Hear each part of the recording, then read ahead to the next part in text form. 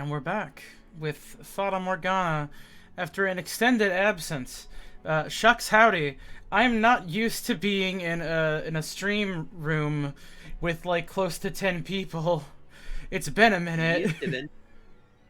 And yet, Well then just I think today's one of those days where loud noises scare and confuse me. Hello, Can I ask a Kittendale. question? Yes. Just like a boomer. So like if you take like a PNG clear of like the CS source hand holding the knife, do you think you can get through the visual novel faster?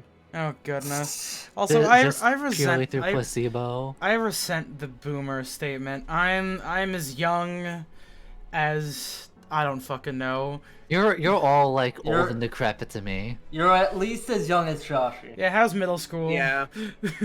No. Oh, fine. How's retirement, old man?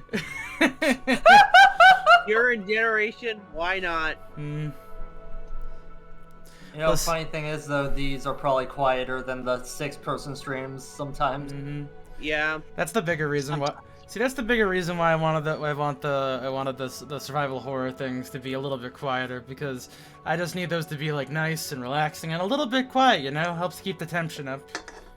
Well, I mean, I haven't been a part of this because one, I plan on playing those games, and two, when I play a survival horror game, nothing's scarier than having six voices in my head. Whoa! There we go. Whoa. All right. Well, what was it? Spoilers? Well, don't worry. If you're done with, don't worry. When we're done with Silent Hill 3, we're moving on to Hunting Grounds, baby. Yeah, Hunting Grounds. That one's that game is so You mean Hero Dog?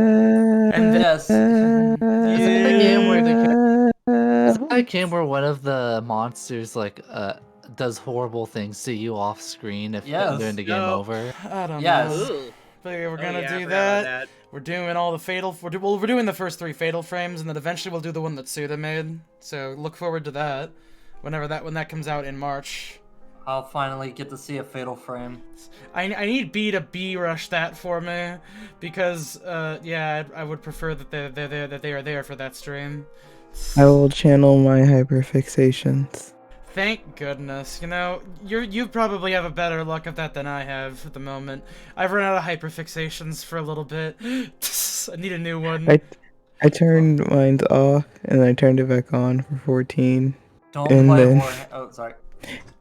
And now I will turn it to moderate to have something for a fatal frame. You know what? Do not get a Warhammer fixation. You will lose a lot of money. I mean, Yeah, I you had have a to get magic small I had a load. magic fixation for a minute, and that was fucking disastrous for my bank account. Oh. Listen, I have a Dragon Ball fixation, and it's like a yearly thing. Like Don't start on Dragon Ball. like once a year, my Dragon Ball fixation comes back in full swing. Only once a year? At least we're not into gacha, I think. Currently, I'm on Dead Space because of Dead Space Remake. I don't Well, know, the, Randy. the are only you a gotcha I think about is the one Not where anymore now. AC is Dragon Balls on his mouth. Also, if I Like may, that Yeah. JoJo character. if I may, I would say that a fixation and a hyperfixation are very different, because if I was on my regular hyperfixation bullshit, like, there would just be things that I would only ever want to talk about. Flashback to the silver case. No. Yeah, a Speaking little of bit. Dragon Balls, I see, I got a manga to recommend to you. Wait, I think you recommended this to me already. What is it? Candy Color Paradox? I don't remember if I did. You know, recommend that to me too, actually. Okay, just send me, Yeah, send I me know, the did link. I? Dude. I think just send me the link for it. I don't think you did Well, properly. Like, I you actually don't specifically have a said link Ace. Oh shit. I don't actually have a link for it because I own it physically. Oh wait, is it like a manga that's buyable? Alright, we'll see about getting the first volume. Speaking of manga, dude, I actually read a full volume of manga I owned recently. It was Wow. it was Fist of the North Star. I've been reading Princess Jellyfish, and by God, I miss that series so much. I loved that shit when I was younger, and man, it's really good. It's really good. Fucking stylishes. The 3rd volume just came in today. Anyways, let me get a blanket and we can get started so I can get nice and comfy. Also, I did No, I sorry, did go watch a ahead. bit of Stone Ocean yesterday. Also, I started rereading Steel Ball Run because I've been wanting to reread Steel Ball Run for like 2 years. I mean, like there is the new shit that apparently came out. Oh yeah, I did also read. I did read the first episode of Part 9. That's really good. I learned stuff about it because I'm on the internet and I'm on the internet in the weeb circle, so there's stuff I just know. Yeah, true. Unfortunately, I'll probably retweet some things, but I'll try my hardest to have it be like the lightest possible bits of information imaginable. A part of me wants to say at this point I might as well just be caught up on Part 9 as I'm going through Part 6, 7, and 8. Oh, that looks very gay. Hell yeah. Oh, JoJo? Yeah, of course it is. They were roommates. No, not that one. Although there is a GNC character in Part 9, which is really cool. Huh. What's that name again? She runs like a supplement store? I believe his name is Dragona. It's almost close to that one wording. What? Shut up. Dragon Ona, which means girl. What do you think Dragon is up to? Dragon Ona. Wait, what was the name again? Oh wow, I love how they list this on fucking Amazon. Candy Color Paradox, Volume 1, parentheses, yaoi manga. Man, this was in the special yaoi in my local bookstore, and it has explicit content written on the front cover. Just kind of wild, I think. I remember that's kind of wild because I can just go to my bookstore and there's like Devilman Berserk and one manga that I found that got recommended to me because you like martial arts stuff, and then I read it and I'm like this is just smut, and then I stopped. Anyways, hey, all right, refocus. We're here to read a visual novel. That's what's supposed to be happening. We're like 15 minutes behind. All right, let's get our Ritalins in us. Let's go. Odilon's blood was on my hands. My inexperience and naivete had gotten him killed. He had warned me again and again that my people had no love for me. But I ignored him, foolishly believing in friendship. Letting Gratian into my house, and ultimately getting Odilon murdered. My trust didn't belong with Gratian or my old slum companions. It belonged with Odilon. I should have realized so much sooner that he was the one and only person left I could trust. Men with whom I had spent years had likely participated in that riot. Men whose names I knew, whose faces I recognized, with whom I had spoken on countless occasions. But I felt not even a pang of regret in ordering their deaths. I didn't reminisce about the good old days. Those days were gone, irrelevant, meaningless. I felt no sympathy for the people they were leaving behind. Nor did I so much as bat an eye. When I saw their bodies lined up before me, compassion-bred weakness made you vulnerable. I had to excise every last bit of it. It was the last thing I needed. For I was the Lord Jean-Francois Barnier.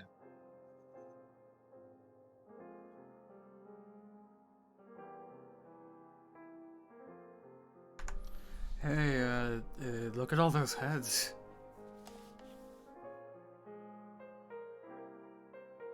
Supposedly they were beheaded for trying to assassinate the Lord.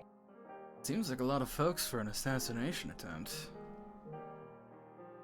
Who can say what happened up yonder?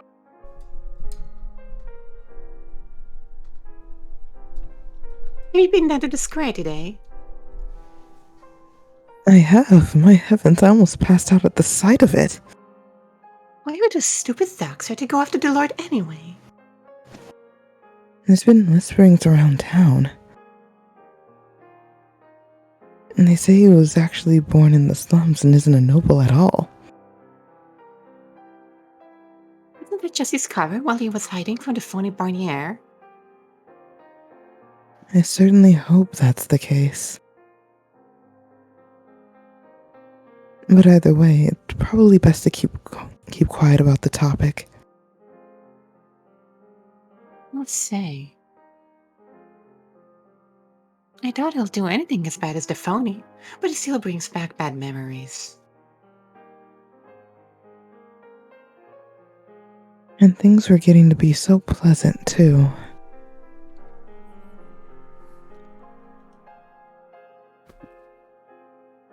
What is it, some kind of sick joke? Fucking Gratian's right at the very front. And the other guys, he used to hang out with at the pub. Did you kill them all, Jacopo? You killed all your old friends? Why? What the hell, Jacopo? You would never hurt anyone. What happened to you? You went through hell with these guys. Why'd you just fucking murder them? Have you really changed that much?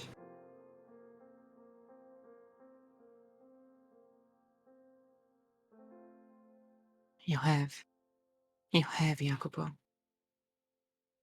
You've become a completely different man.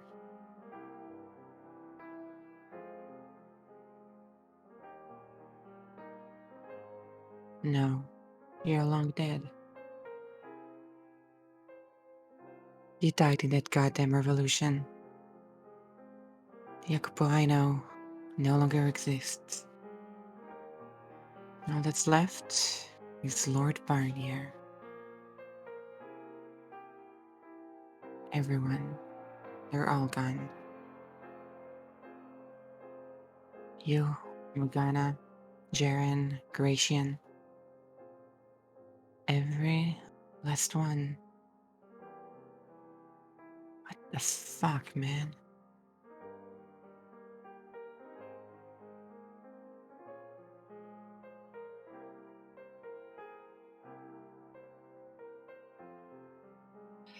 I appointed a new consul shortly after Odolan's death, but he was an ineffectual, short-sighted oaf.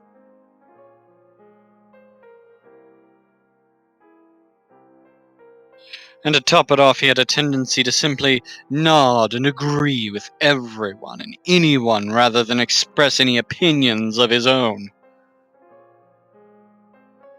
If anything, having him around made my job more difficult. But it wasn't as though there was anyone else competent enough to take the position, and relieving him so soon would come with its own crop of problems. So I ended up using him to shuffle papers and handle other menial work while I took care of the actual decision-making. My first order of business was to establish clearly defined rules and punishments. Speaking ill of the Lord, spreading false rumors about his lineage, creating art of any form that could be interpreted as defamatory. These were all considered acts of lèse majesté, and in the most severe cases were potentially punishable by death. I started seeing results almost immediately. The people stopped claiming I was a fake, that I came from the slums. The Barnier family name became a symbol of fear once again. My renovation efforts proceeded as originally planned.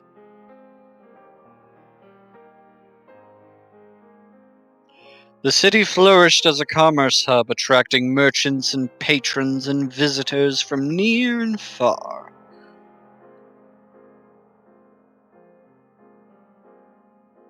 Some fields had to be removed as well to accommodate the expansion of the marketplace, but they were hardly producing anything worthwhile to begin with. If farmers wanted to keep farming, they were free to move elsewhere. I scaled down the size of the slums while scaling up security.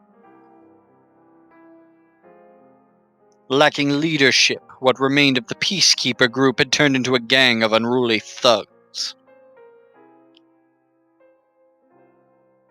So rather than keeping the peace, they largely made things worse. In response, I forbade the formation of unauthorized organizations within the slums. And with all that in place, the city was much safer and more orderly, and the economy significantly stronger than it had been under my predecessor's rule. However, those unfortunate enough to miss riding the wave of economic growth found themselves falling ever further behind their neighbors. The ravine between the poor and the wealthy had become nigh uncrossable. My own manor was hardly a bastion of safety either. Not only was I rapidly enacting new policy, laws were stricter and punishments harsher than before, so many were, to put it lightly, more than a little displeased with me. I'd gone through several food tasters and just as many direct assassination attempts. It wasn't particularly difficult to avoid major incidents by simply suspecting, well, everyone, but I could seldom relax as a result. In time, I came to prefer solitude. Well, not so much prefer, as require it for my own safety.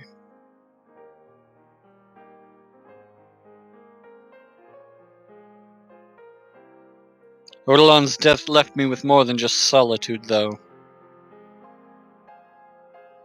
The phantom slipped free from my dreams, appearing from my shadow whenever I was alone, laughing endlessly.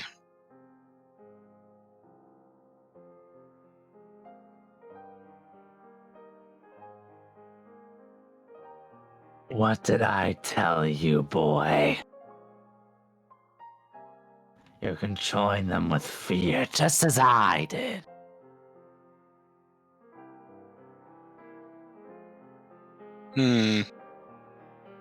It's a wonderful feeling, is it not? The look of terror on a man's face is the most exquisite thing in all the world. Silence you. Stand by the window and listen. You can hear them all the way from the bottom of the hill. Bemoaning a great and terrible Lord Barnier. Be quiet. And you know who their cries are about. It's not me any longer. It's you, boy. Shut up, goddammit. Don't fool yourself. You're no better than me. Enough. I said silence, spirit. I am nothing like you. Is that so? Then tell me, boy. How do we differ? I don't hold those disgusting banquets for one. Nor do I torture slaves for my own sick pleasure. By your command, hundreds of slaves are being worked so hard it will surely spell their deaths. How is that any different than murder or torture? Their deaths aren't meaningless. They're giving their lives for the good of this city. In your eyes, perhaps. But how many would take your side? You have no idea what you're talking about. The people were truly satisfied with your rule.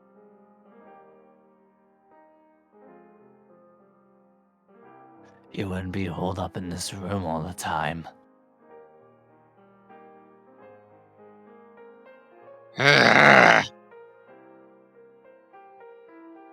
You have no one you can open up to. No one to offer you companionship. What better proof of your tyrannical ways than your own isolation? Shut your damn mouth. You wretched man. How many times have you been betrayed?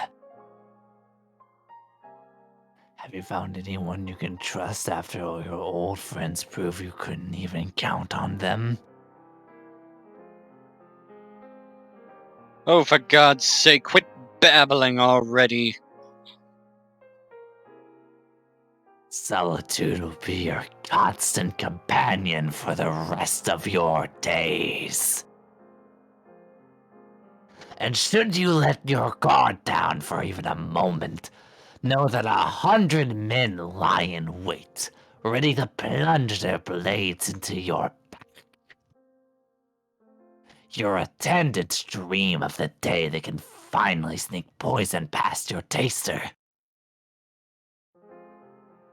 Shut up. Ah, you poor, pathetic child. How much misery and stress have you brought upon yourself because you let your dreams run amok? Clawing your way up into a world much, much too big for you. Be gone! Damn you!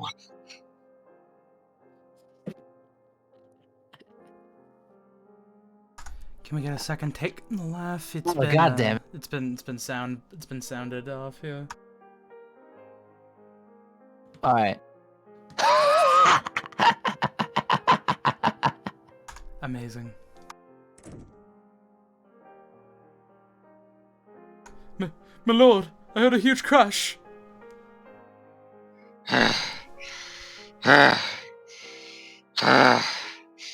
Lord? How many times do I have to tell you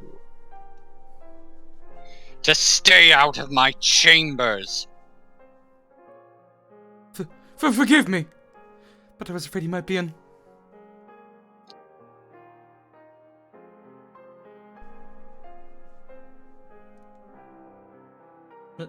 My lord?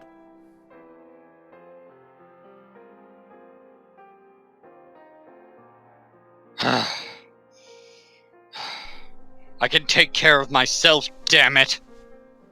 Don't make me say it again! Yes, sir.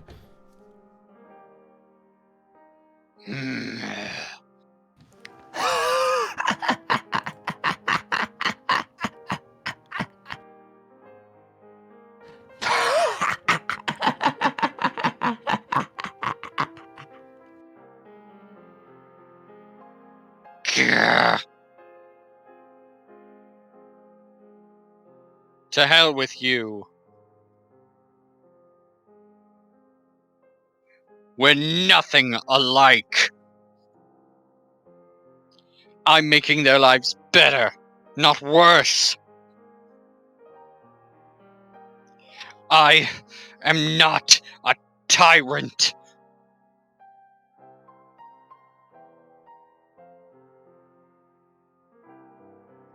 I started relying on alcohol to rid myself of the phantoms.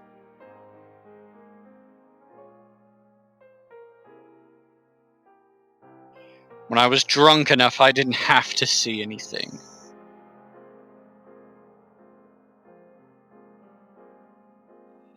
I didn't dream. I didn't have nightmares. And most importantly, I didn't have to think.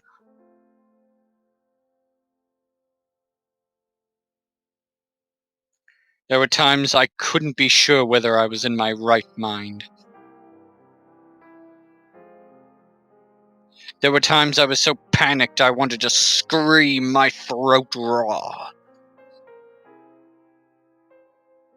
But there was never a time I was safe showing that weakness. I knew from experience it would only put me at risk. I couldn't complain to anyone. I couldn't ask anyone for help.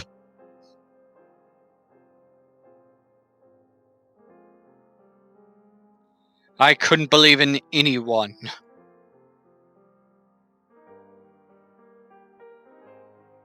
Odilon's dying words came back to me again and again.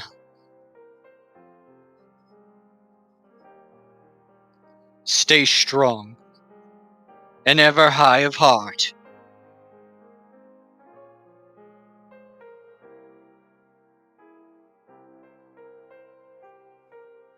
What did it even mean to be high of heart, though? Certainly I had nothing to be proud of. Not having spent my early years a filthy, impoverished slum rat, not having spearheaded a violent revolution and stolen the throne, not this farce of a tale about me secretly being a noble. I hadn't been raised to be a lord. I hadn't been taught to have a proud, noble spirit.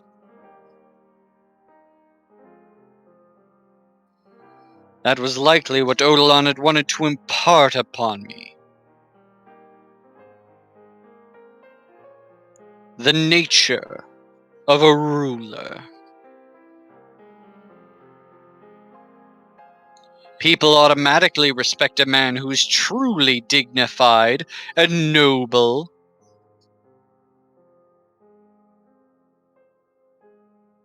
They instinctively admire him, kneeling out of wholehearted honor. And that's what makes a true king. Not knowing the first thing about how to be that kind of man, I fell back on the only alternative that came to mind. Forcing them to kneel beneath my iron fist. 2 years under Odilon's tutelage was nowhere near long enough to instill in me the natural nobility I needed. Thus was I left to be tormented by this accursed phantom whenever alone, and play the ruthless ruler elsewise. In my attempts to mask the fear lurking within, I grew louder and more ostentatiously contemptuous. Practically every other word out of my mouth was an insult. The old Jacopo was long gone, and Lord Bonnier had crept in to take his place. It was gradual enough that I hardly realized it was happening. But now all I saw in the mirror was the face of a cruel, wretched man. I even came to hate my old self. think him foolish. What kind of a vapid, nebulous dream was I want to go out into the world? What basis did I have for thinking myself any more significant than any other kid on the streets?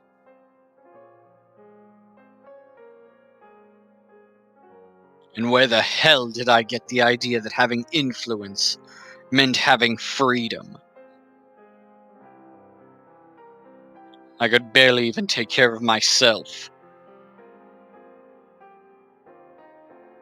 Where did I get off on thinking a little power would let me protect the people I cared about?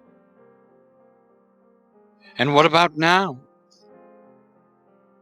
What fundamentally did I even want now? What did I have to protect? Nothing. I was too far gone. There was no light to be found, no matter how far I marched this path. And only a bottomless abyss waited at my back. I had left myself with nowhere to return to.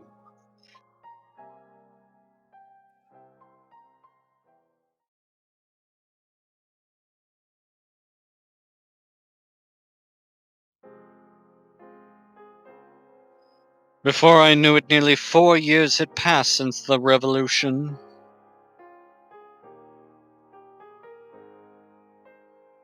By then, not a soul dared defy my will. I was surrounded by people who supported my every decision.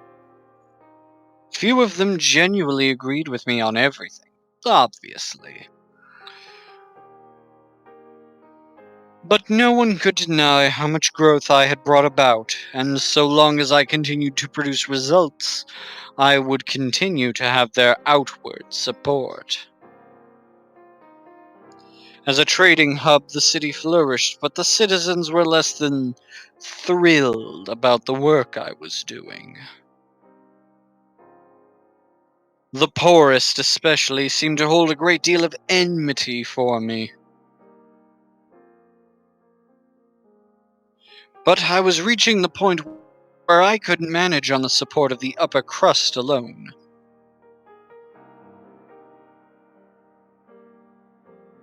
Simply dumping sacks of coin into the streets wouldn't end poverty. Though, an increasing taxes on imported goods would undermine everything I had built up. Lacking an actual solution, all I could do was work to make them feel like they were better off than they actually were. Fortunately, it was much easier to pull the wool over the middle and lower classes' eyes than it was the better educated upper class. I started by building public recreational facilities, which citizens had priority access to. And then I turned my eyes toward religion.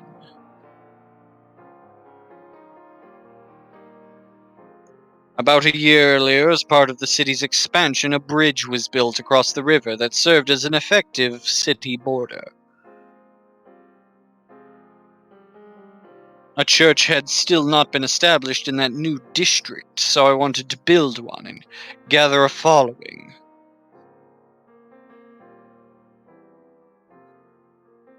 Conveniently enough, my predecessor had been in the process of building a second manor on the other side of the river, and with a little bit of work it could easily be repurposed into a church.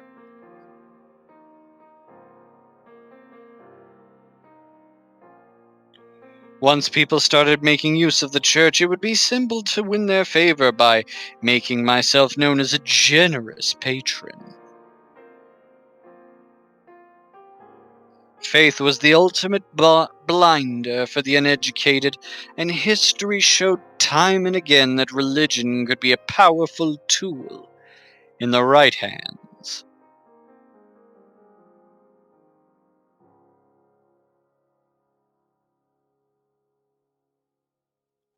But the high foreigner and merchant population in the city meant that no one particular religion had managed to take hold. The merchants especially tended to develop their own individual philosophies over the years, with few caring much for higher powers. That was a possible explanation for why the church had never had much sway in this region. There was therefore a chance the whole thing would just be a colossal waste of money. However, I had recently caught wind of a curious rumor. There was a nun serving at a small church on the far edge of town, who people had come to refer to as the Saintess.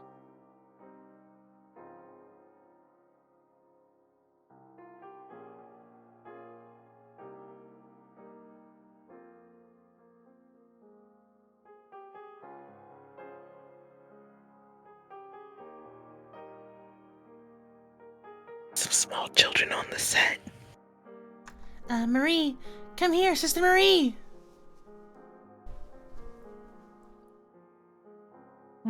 What is it?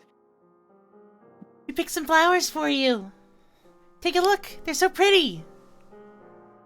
Oh, wait, thank you. They're beauty.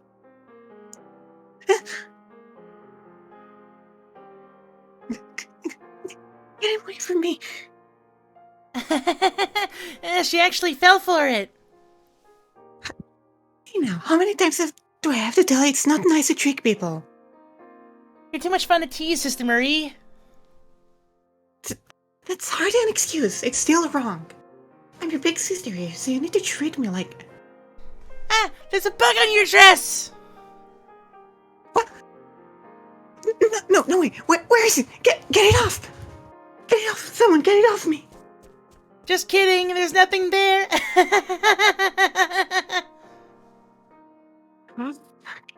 Back here, little rascals.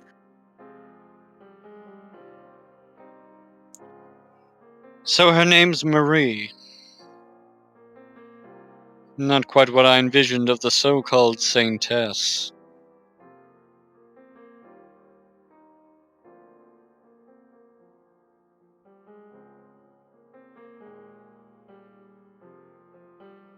She seeks out orphans to take into her care and offer food for the hungry, shelter for the homeless, and rest for the weary.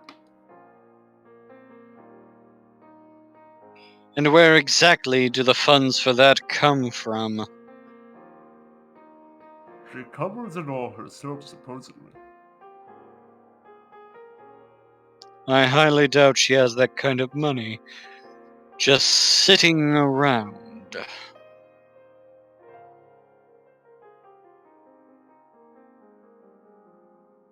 Look at the building, it's practically falling apart. Wait a second, I get it. She makes use of all the church's resources to fund her charity. That is correct, my lord. She really so foolish as to not realize that's unsustainable? Locals are quite fond of her, but the same cannot be said of the other priests and the other nuns. Her work is causing them great financial stress. I'm not surprised. And I summoned her here.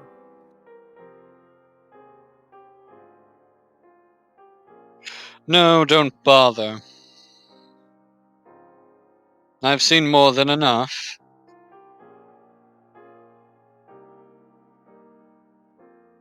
Yes, my lord.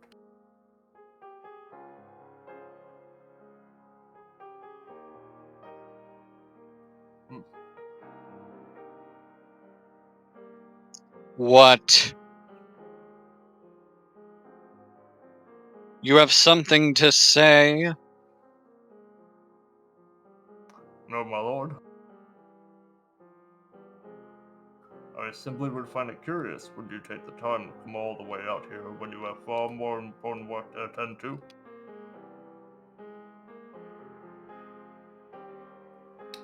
Not that I would ever imply that your judgment is anything other than impeccable, my lord.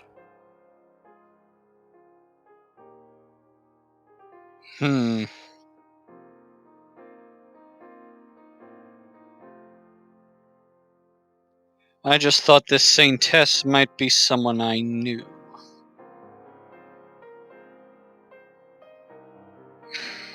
Pardon? Didn't I go through? But I was mistaken. They don't call her the saintess because she does God's work. They just call her that because she's a damned goody two-shoes. So much for words having actual meaning. Christ. I see.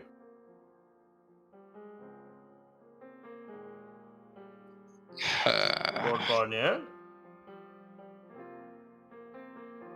It's nothing. I'm heading back now. Yes, sir?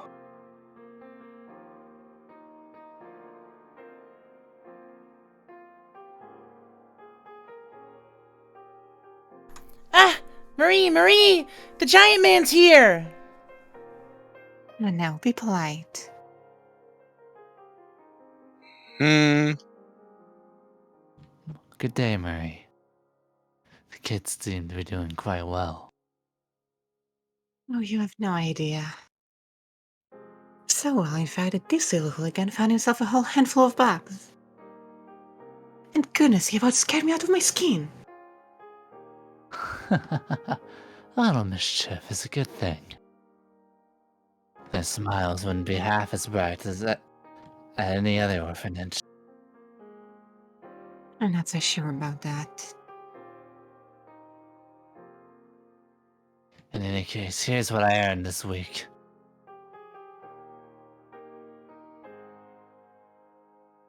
No. I keep telling you that's not necessary. But you do accept how do you say that again? You read it right. Tithes. Tithes, no? Yes, but still.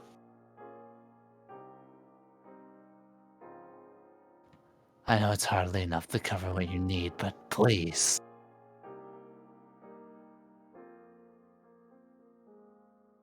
No, that's not what I mean.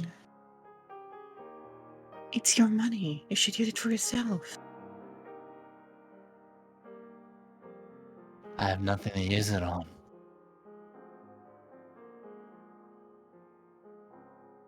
You'll put it to much better use than I ever could.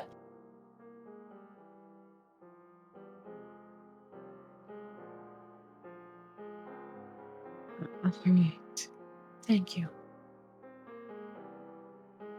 But try not to work yourself too hard, okay? I promise. Goodness, you really do make a lot in a week. I didn't realize carpentry paid so well.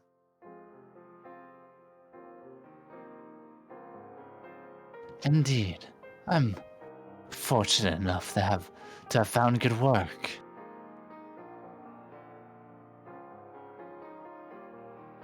Maybe I'll leave the church and take up carpentry myself.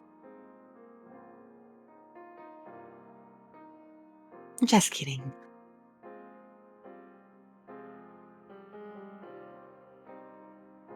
You kid, but you would do quite well for yourself.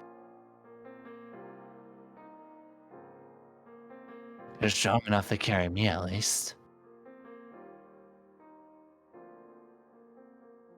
Look, every last bit of strength I had.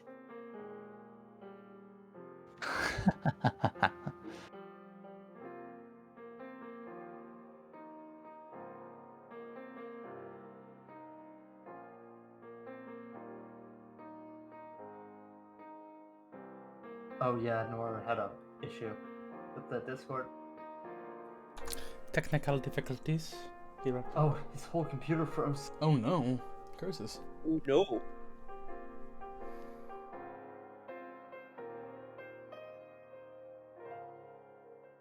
Some advice. Oh. Oh, Oh? Hmm? Is he back? he is back. Will we hear him talk? Noir, the question of the hour? I'm trying to see if I can get it to load. Oh? Is it? Am I coming in at all? Yep. You Here are. you are. Yep. Wow. Is that good? I don't You know. are good. Mhm. You are good. Who is that man? Even with all the foreigners we get here, I've never seen anyone who looks like that. He was a frequent visitor to this church.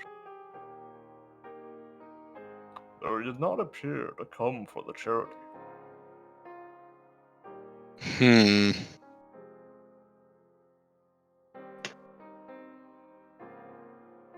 An Oriental, perhaps?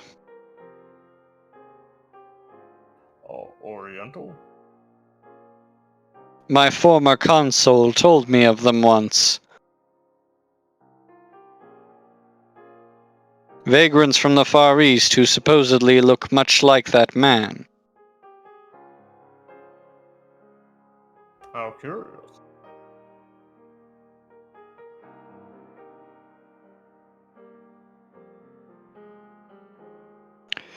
He may be able to fool the nun, but I know damn well no carpenter in the world makes that much in a week. There's something fishy about him. Look into that man. Tell me anything you find out about him. Yes, Lord Barnier.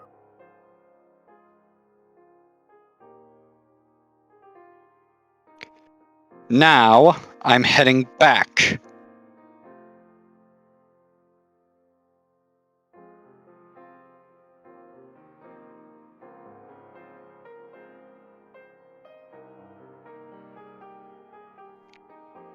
In addition to the renovations for the church and gathering intel on the Far Eastern man, I made sure to keep an eye out for any unusual rumors or happenings outside the city's borders. Of all the reports I received, the only one that caught my attention was word of a witch who lived by a lake. This lakeside witch supposedly had miraculous powers, allowing her to cure any ailment. And the effect was transmitted through her blood. This wasn't the first time I had heard of the witch. An elderly woman who prepared and sold medicinal herbs. But I hadn't realized she also traded in miracles. I sounded like a bunch of snake oil to me, but she had allegedly cured a deathly ill young girl and started to make quite a name for herself.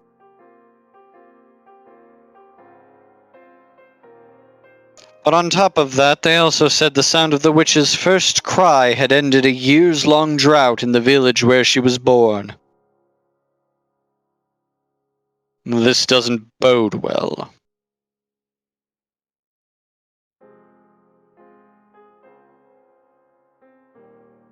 Why not, my lord?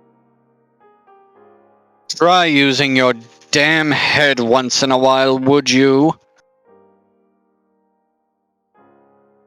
Two competing denominations forming so closely together, you don't see how that could lead to all sorts of headaches.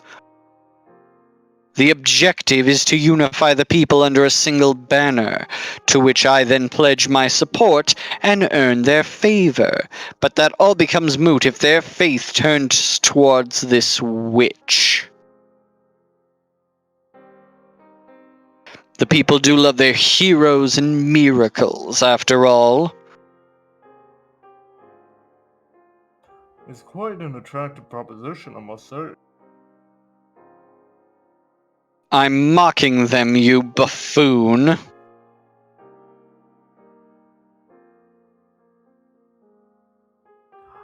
I beg your pardon.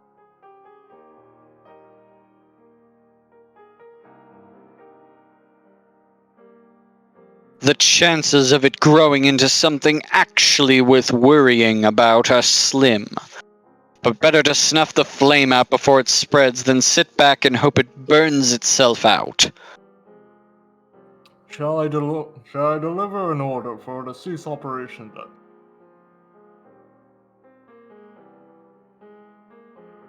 That would be best. Actually, no, I'll deal with this personally.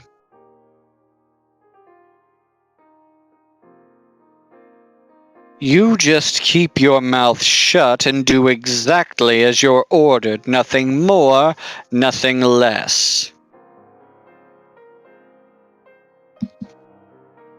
Understood? Yes, Lord. To start, summon the man from the church.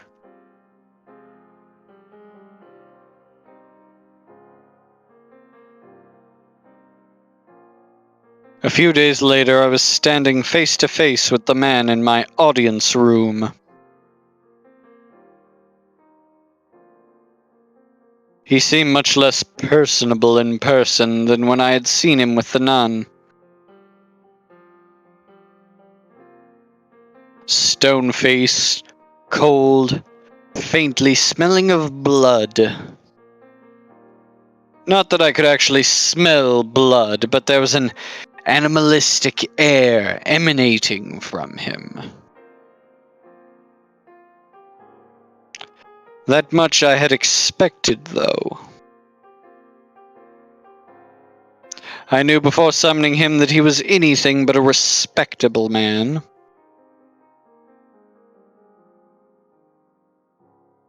I take it you're the Oriental man who's been seen buzzing around a local church of late.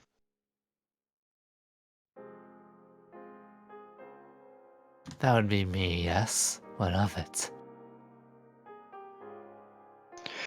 Who do you think you're talking to, you impudent rat? Show some damned respect. Apologies. I'm not very familiar with the local customs or language.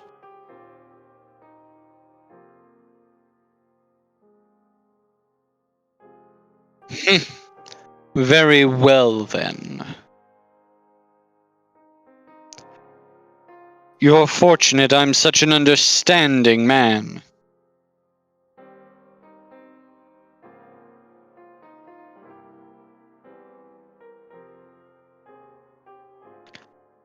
Now, for the reason I called you here.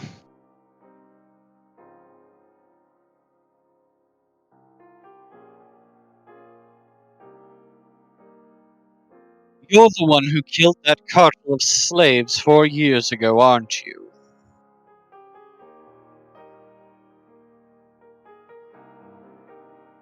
So you know about that. Ha! I wasn't actually sure it was you, but now I have confirmation.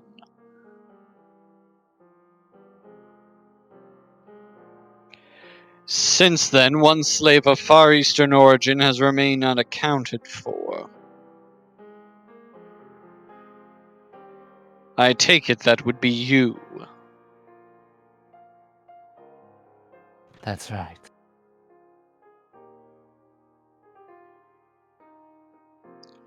You made one hell of a mess out there.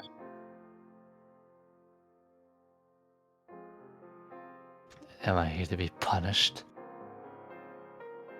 That depends on how our talk goes.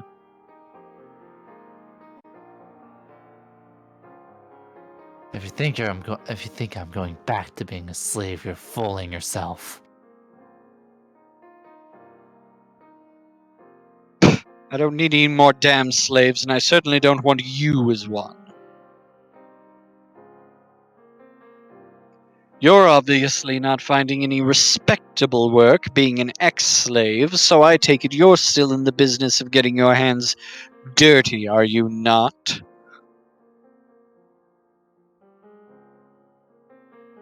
I assume you're playing cat burglar or something, living off whatever you can swipe from the nearest unlucky bastard.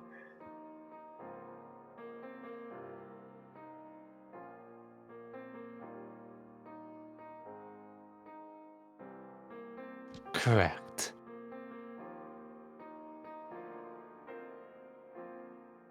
Isn't it comical, then, that you would choose God's sacred house to stretch your legs in, you filthy dog?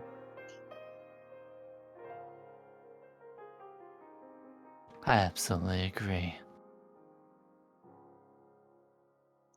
I thought that would get a reaction out of you, but it seems you've got no bite in you today. Never mind, let's get down to business. You're going to help me out with a little something I'm working on.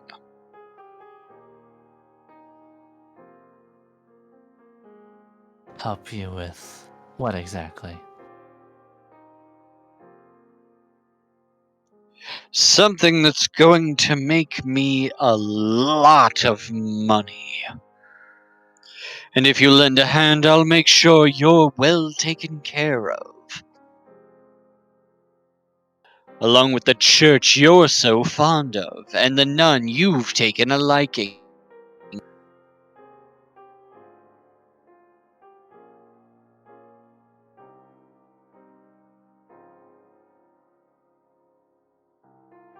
That nun of yours has made quite the name for herself. Out in the city proper, people have started calling her the Saintess.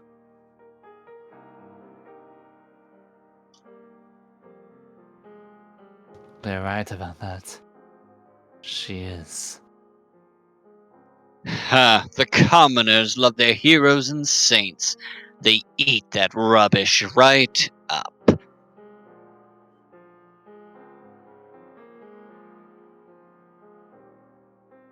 But saint or not, you can't simply create food from nothing. Her work is causing financial troubles for the church, is it not?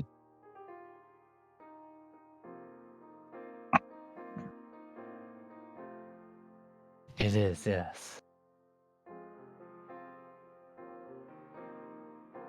If you help me with this, I'm offering you an entirely new church. One where she has complete control to do as she wishes.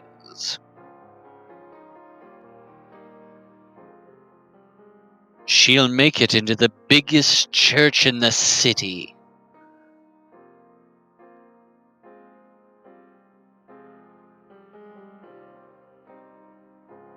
She'll be able to help even more people, which should surely please her.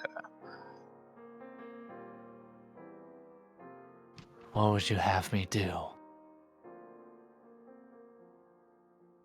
Jumping at the first whiff of scraps. You really are a dog, aren't you? Mm.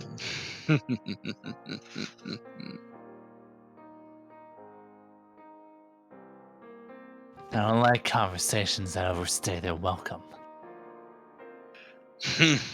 Fair enough. Then let's get to business. Not far from here there lives a witch whose blood has the power to cause miracles.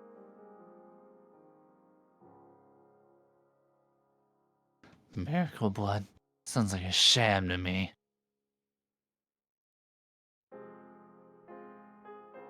You never know. They say the sound of her first cry brought rain to the land where she was born, saving the whole village from drought. And they say her blood has the power to cure any disease.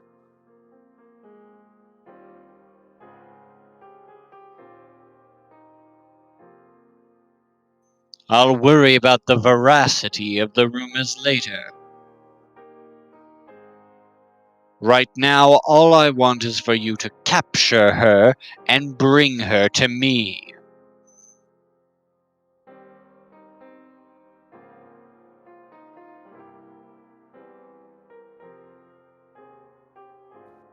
Explain something to me, Lord.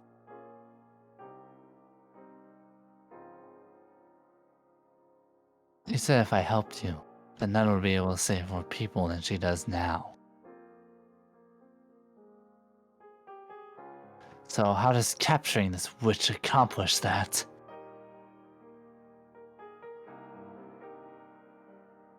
I'm glad you know how to listen, dog.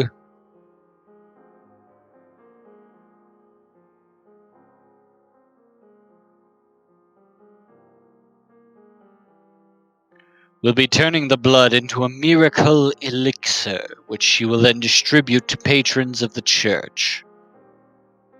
In exchange for tithes, of course.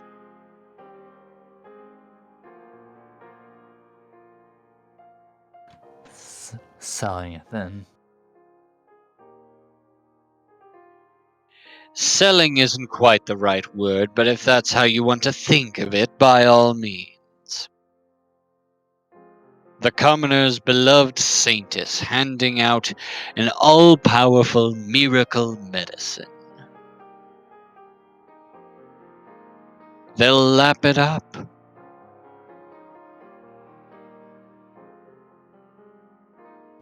And in turn, you'll make a fortune.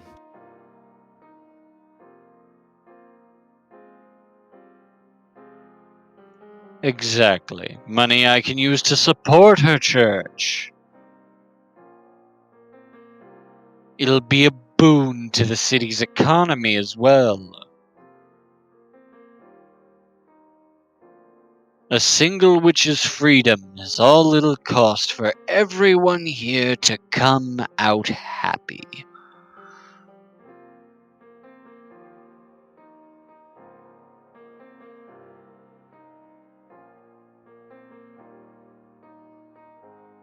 So what'll it be? Will you help? Or will I have to, I'll help. I have no reason not to.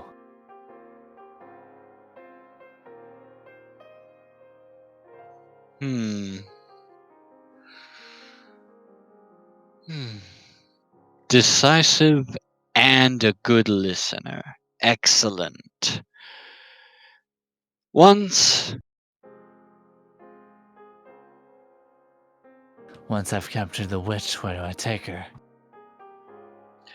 I have a mansion set aside where your nun can run her church. There's an observation tower on the grounds. The witch will be kept locked up there to ensure that we have a constant supply of blood.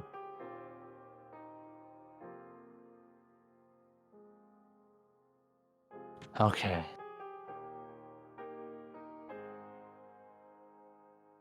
When do you want me to get to her? To get her? You're just chomping at the bit now, aren't you? I thought you'd hesitate at least a little, but I guess it was foolish of me to presume to understand how a killer's mind works.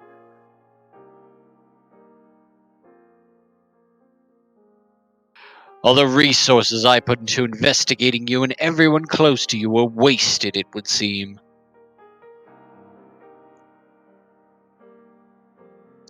Do you even have a conscience?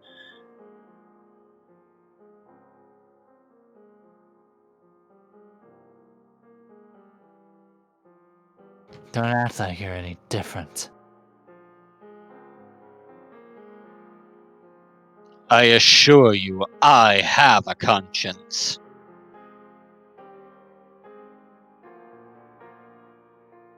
I wouldn't be doing this if it wasn't necessary for the growth of the city.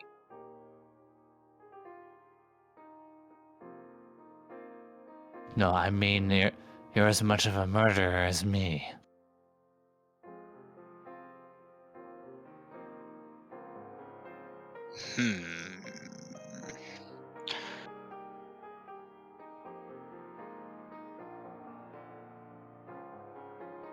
You would never come up with a scheme like this if your hands were clean.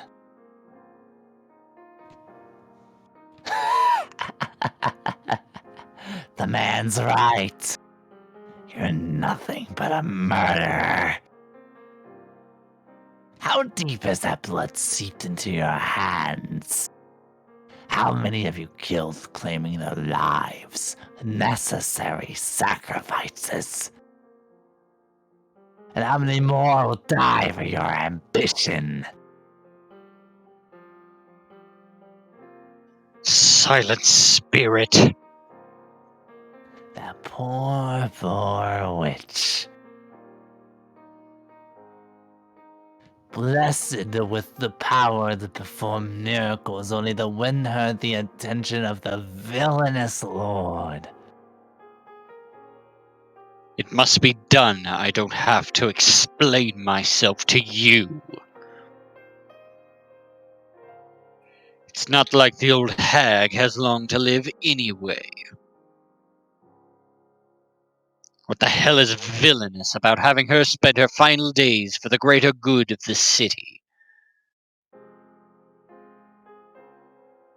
So many lives will be improved at the cost of only one.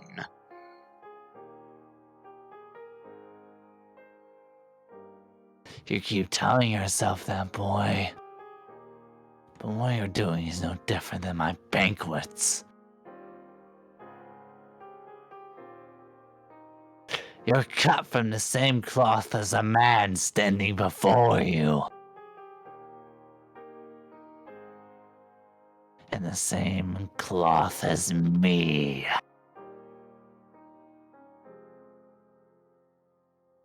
Begone, phantom.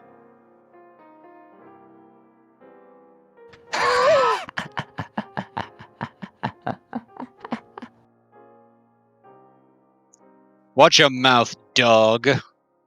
Don't you dare insinuate I would ever condescend to your level.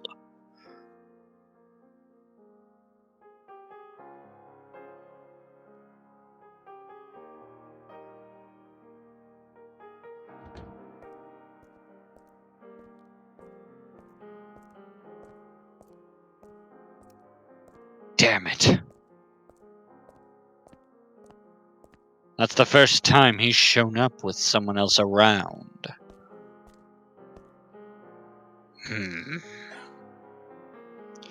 At least you behaved yourself today. I'm pretty sure you're smarter than most people I deal with. And you won't betray me either.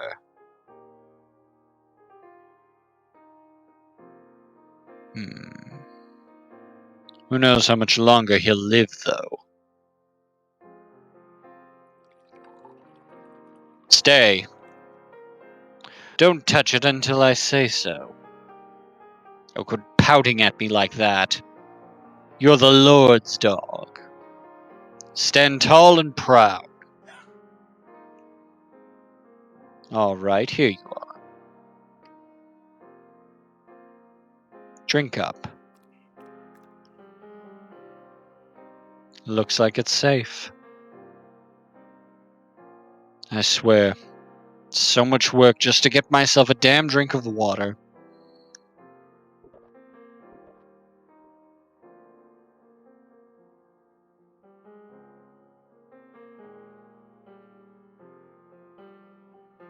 When I heard about the Saintess, I thought it might be you. But it was someone else. I never did get around to resuming the search after Odilon passed.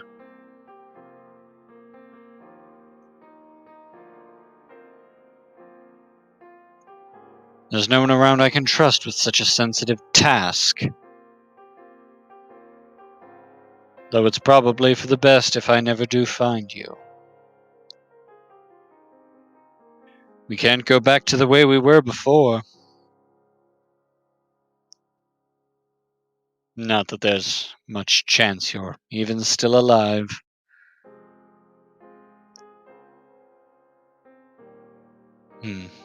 If by some strange chance you are still alive,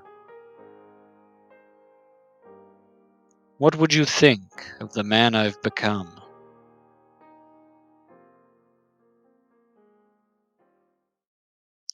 Several days later than originally planned, the Far Eastern man finally arrived at the mansion. I had arranged to meet with him on the uppermost level of the observation tower on the church grounds.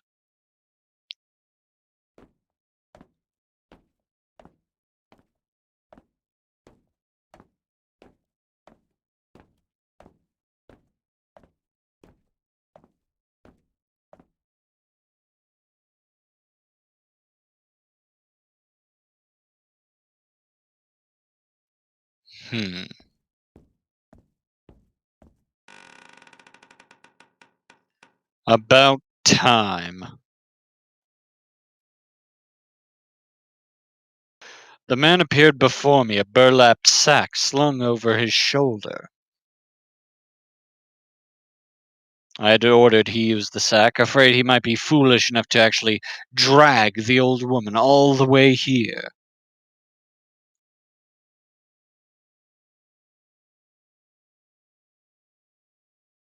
There's your witch.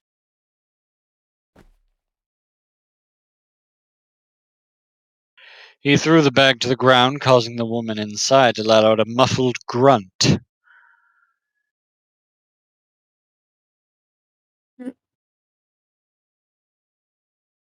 It didn't sound like any elderly woman's voice, though.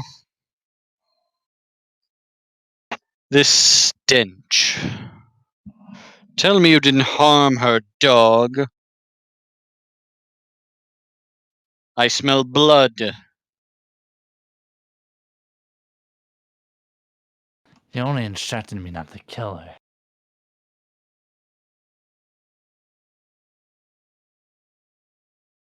Mistakes are made. Limbs were lost. Damn it.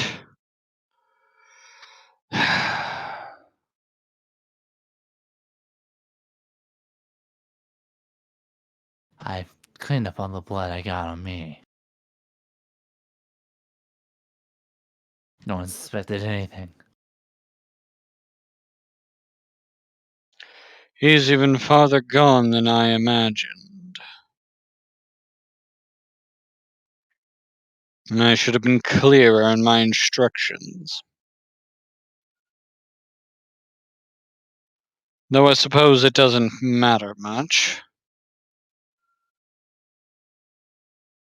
She's not going to live long either way.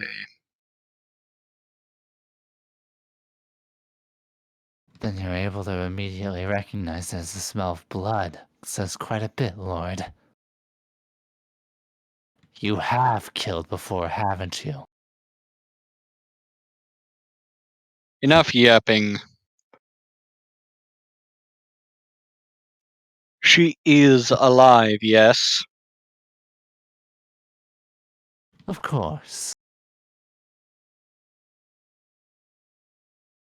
Fighting back a sigh, I tossed my gaze from the man to the bag. I felt slightly sorry for the woman, but the feeling didn't last long. I had seen too many bloodied, mangled bodies, both dead and alive, to be fazed by one more.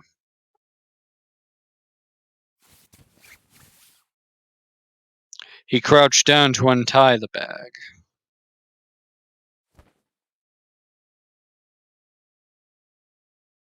And a young girl came tumbling free.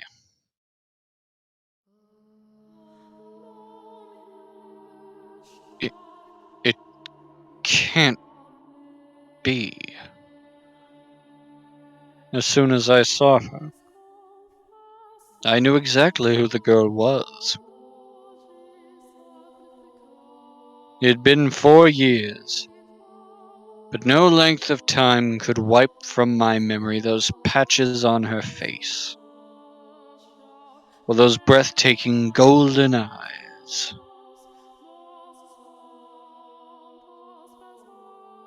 But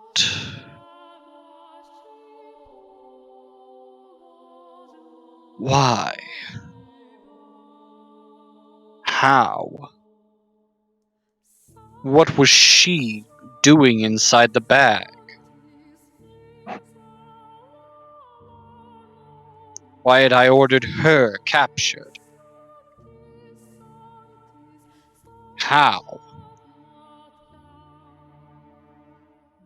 How? How could I have done that? Morgana. She was pale as death, shaking visibly. Confusion seized me, a cloud of swirling darkness forming before my eyes. The first thought that came to mind was that he had gotten the wrong person. I had only ordered her capture because I thought the witch by the lake an old woman. If I had known she was a young girl,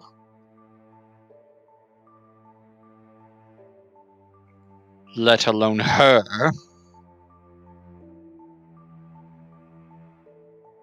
I would never have given the command.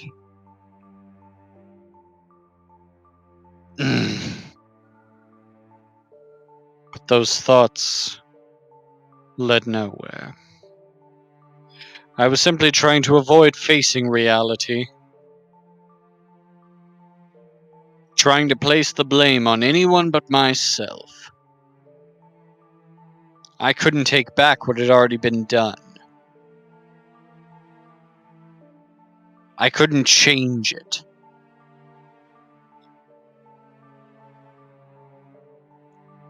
There she was, the girl who'd once won my affection.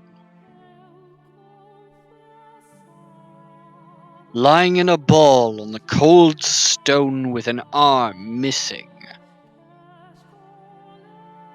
It didn't matter how we had gotten here, or what I had felt about her. There was no fixing what I had done.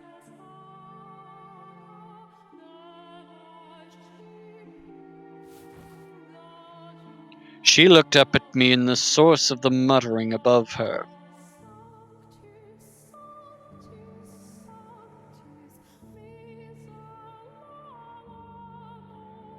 Her eyes were opened almost frighteningly wide.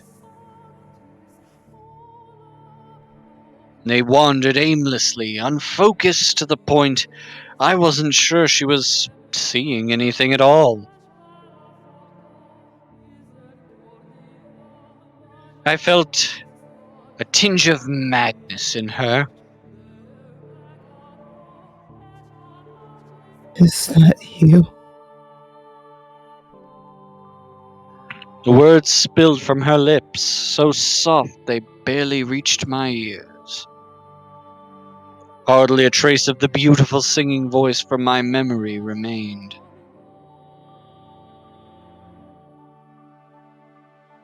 It was hoarse and raspy, every sound seemingly laced with an unfathomably deep, pitch-black hatred for all existence. You remember me? Would she even be able to recognize me anymore? How could I ever forget?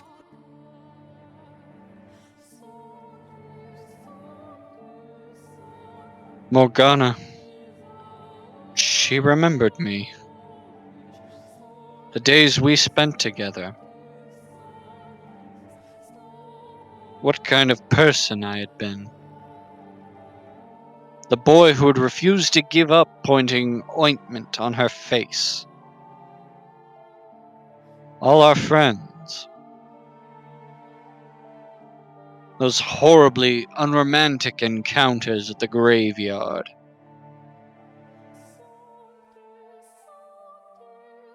Her taking shots at me taking shots at her. Did she really remember? All the time we had shared? How could I ever forget? How could I ever forget?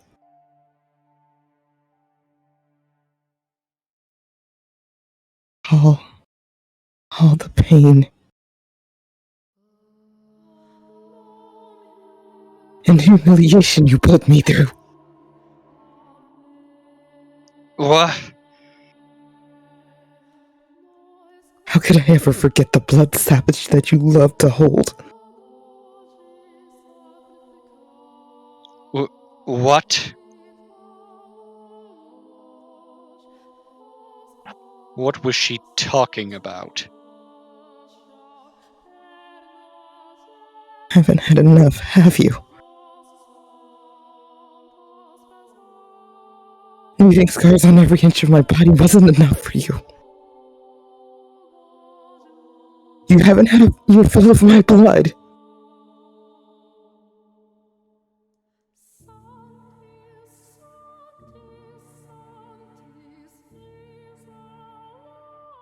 I couldn't even begin to process the words I was hearing. They were little more than angry, meaningless shouts crashing into me. What the hell was she saying? Did she think I was someone else? Did she think I was him? That I was Barnier? No, no, Morgana. That wasn't me. I wasn't the man who had caused you so much agony. Look at the girl. You claim you haven't caused her pain. Ugh.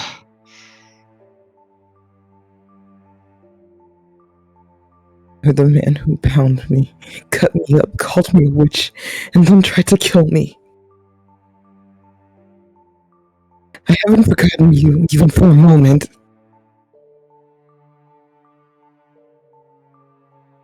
No, I was the man who rescued you from him. I wanted to shout. But I couldn't gather the strength to force up a single word. Only gasps of air came from my lips. It was like I'd been robbed of my voice. I don't care how much my father preaches forgiveness.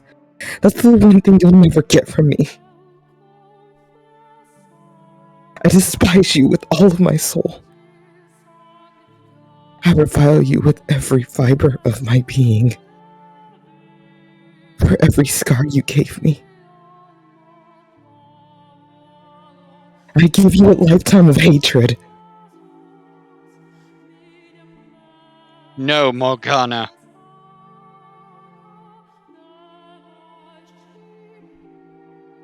When I finally managed to produce a sound, it was barely more audible than a whisper. In a frenzy, I made to reach out for her. And I noticed the pair of eyes glaring at me.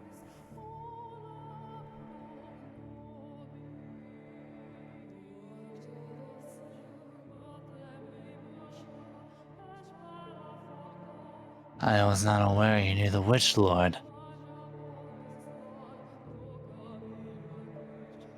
Huh? Know her?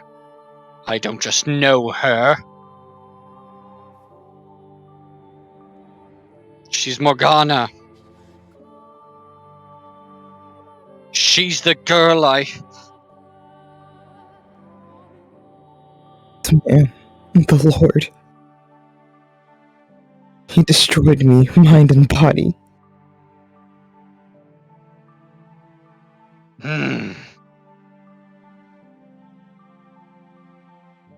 No. She's not wrong. That was another man. You've become that man to her. I am not Barnier. Do you hear yourself, boy? You're the rightful heir to the Barnier name, are you not? That's what you said when you stole the throne from me.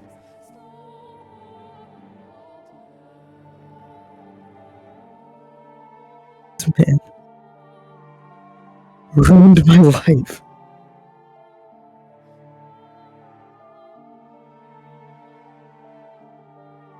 How will you respond, boy?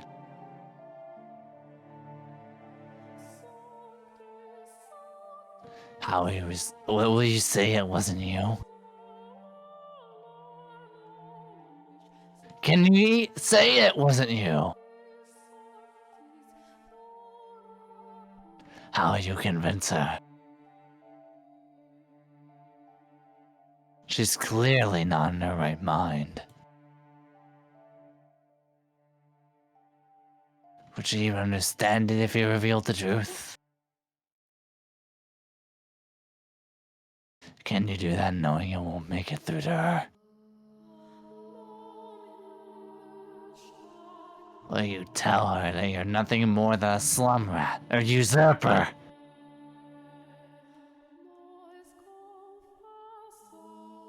Or that you deceived your way into power?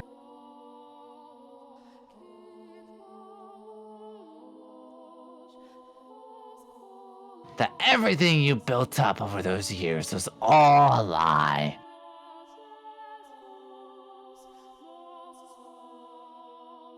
That you killed your former friends for nothing?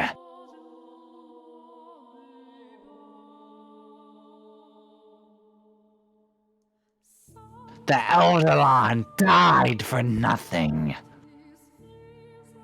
And you endured betrayal after betrayal for nothing. Do you have the spine to say it, boy?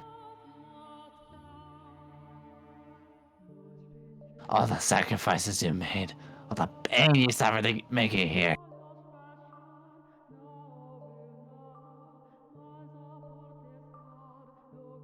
Could all come crumbling down the moment you do.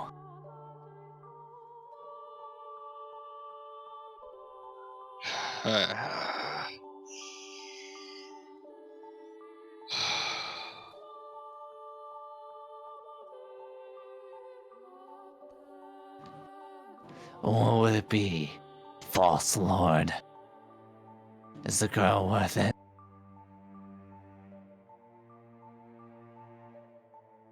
Was sharing the truth of this half-dead girl on the brink of madness worth losing everything you worked so hard to accomplish?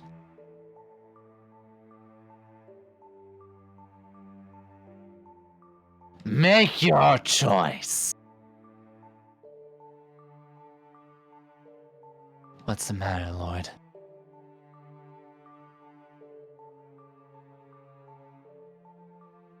Yes. I know her. Years ago.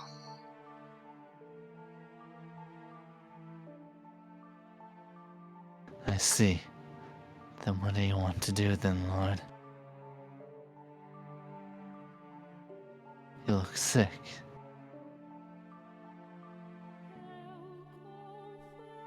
What do I want to do? Obviously. Why? on Earth.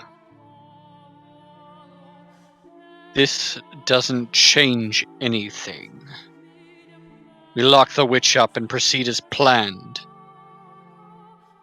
Did I make this choice?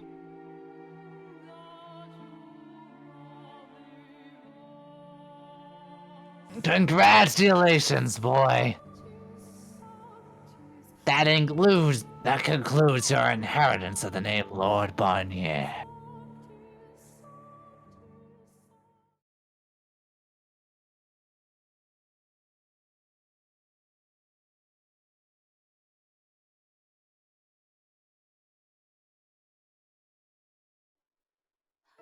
It wasn't until I lost everything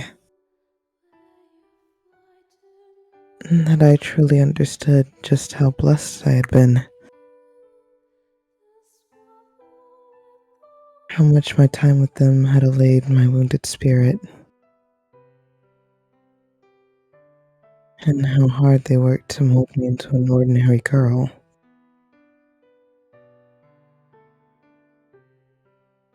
But that was all gone now.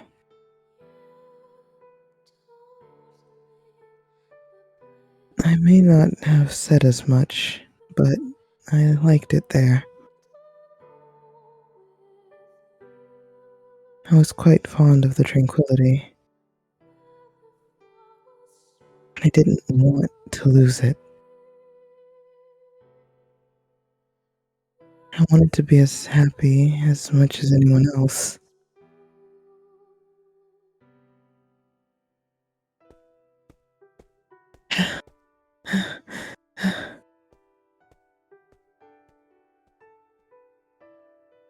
I had lost track of how far I had walked. My legs were stiff and my knees didn't want to bend anymore. It took all my effort to remain upright. And I was certain I would never get back up if I did fall down. I still couldn't wrap my mind around what had happened. It was all so sudden, all so horribly senseless. It was so mind-bogglingly, fuck. It was so mind-bogglingly horrendous. And part of me refused to believe it was anything more than a bad dream. And that was what kept me walking.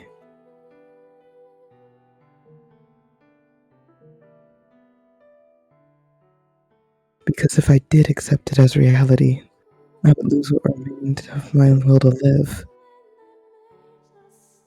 It was supposed to be a party. The girls got together to celebrate my birthday.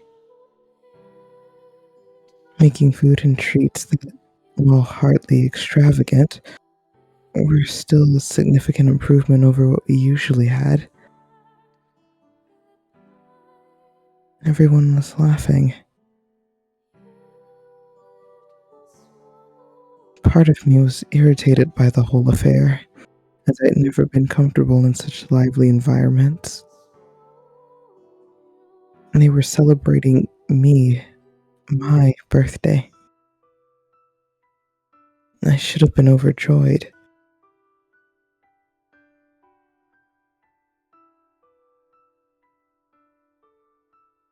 Maybe this was my punishment for being so unappreciative.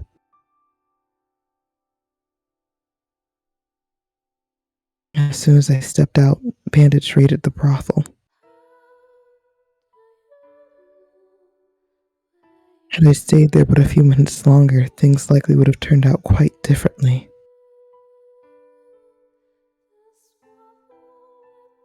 Whether for better or worse, I couldn't begin to guess. But at the very least, I probably wouldn't have been here alone. I could have gone with them to the next life.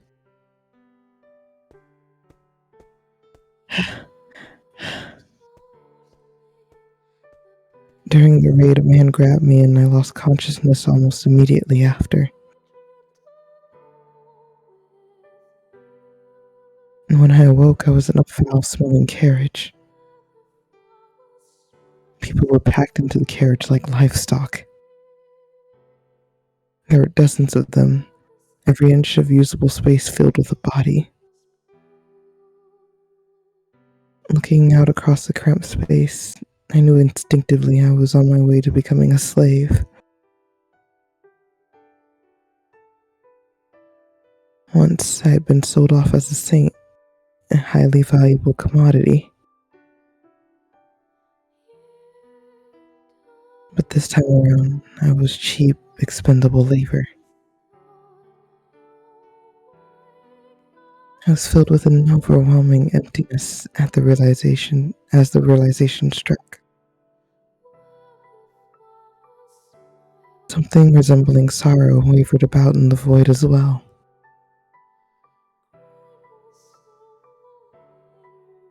But it wasn't a sadness for my own predicament.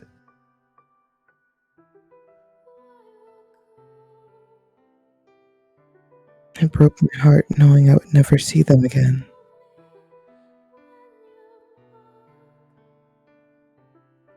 Not everyone I had to thank for all those warm, peaceful days had either been killed or sold off.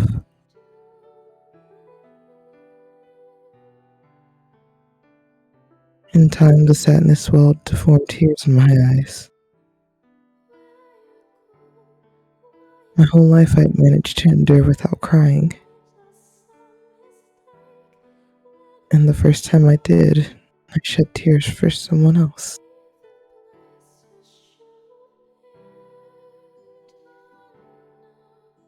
The man sitting next to me asked, "Why are you crying?" To which I answered,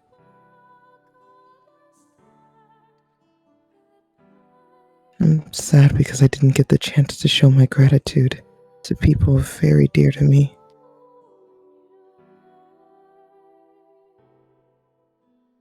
But if that had been the end of our conversation, I wouldn't be here,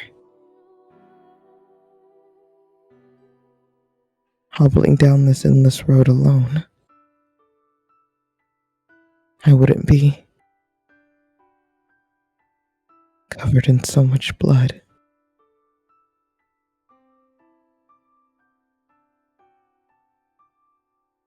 Sometime after I responded, the man suddenly stood up and murdered the guards and slave traders.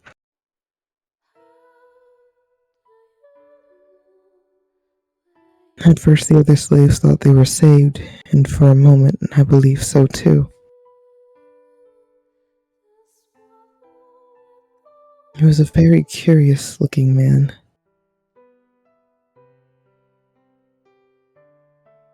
His eyes smaller and narrower than ours, his nose a different shape. I had never seen anyone who looked like him before. All I knew is that he wasn't from around here.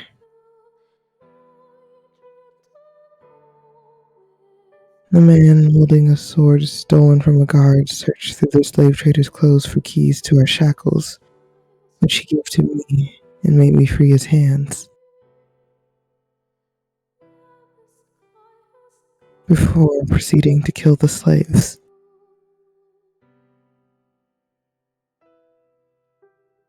I stood aghast as the massacre unfolded before me.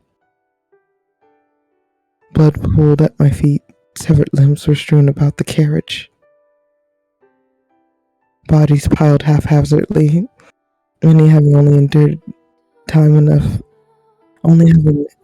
had enough time for their eyes to go wide in shock before being cut down. Men, women, children, everyone equals at the end of his blade. The strange-looking man laughed as he slaughtered the slaves.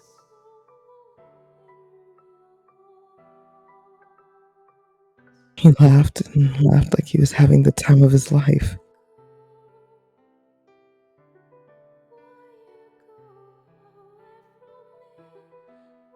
And when he was done, he stepped out of the carriage and wandered off, leaving me alone, the sole survivor.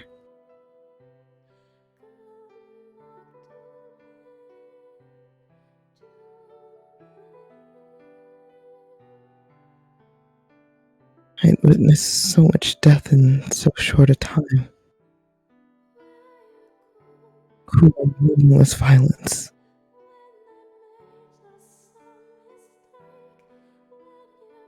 Its victims powerless to resist. And here I stood amongst the bodies left alive.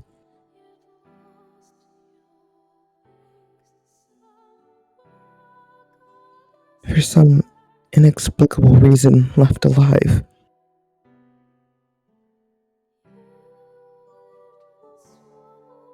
The screams, the despair, the pleas, the death, the laughter.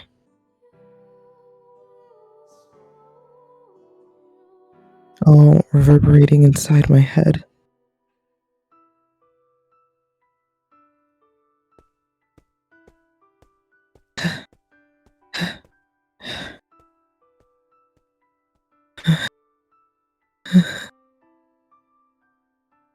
Oh, Father, who art in heaven, please give me your mercy. I cannot take it anymore. I pray. Free me from this pain. My spirit was about at its breaking point.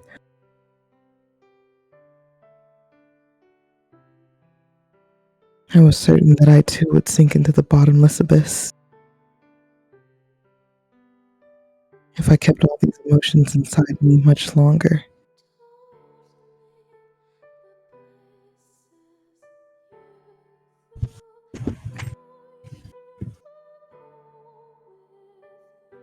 I walked and walked and walked and walked. No food, no water, my exhaustion at its peak, my mind in a complete haze. When off in the distance, I caught sight of a lake.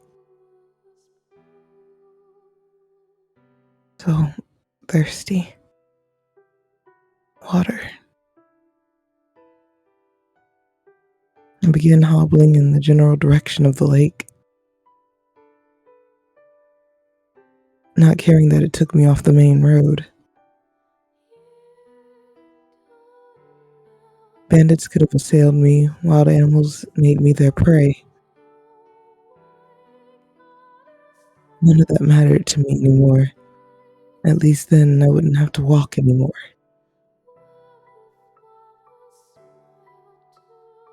But for better or worse, I made it to the lake unmolested. The water was clear as crystal and seemed to sparkle like one as well. As soon as it was within reach, I dropped to my knees and drank, my thirst seeming insatiable.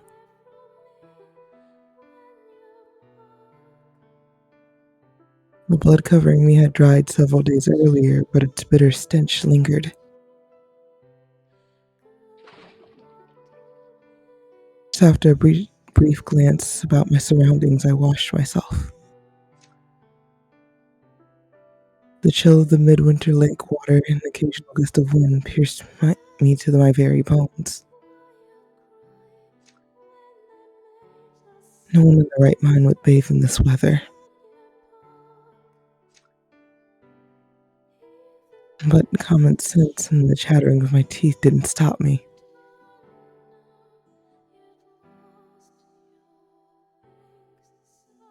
I wanted only to be clean again, and the frigid water felt like it would strip everything away, leaving my body and my spirit new and unsullied.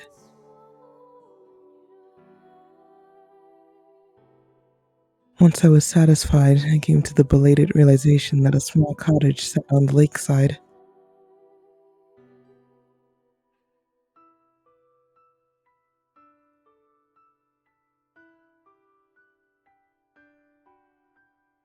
And there's smoke coming from the chimney. Maybe there's someone inside.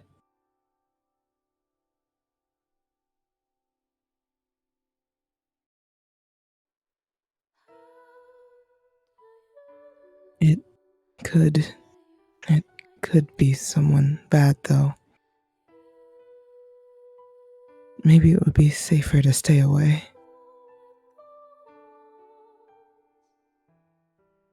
But who knows when I might find someone else.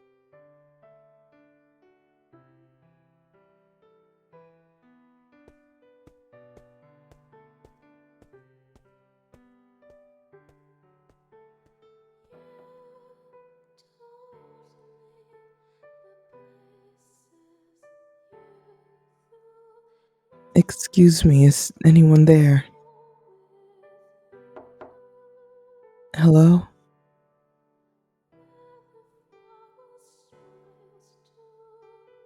The door's unlocked.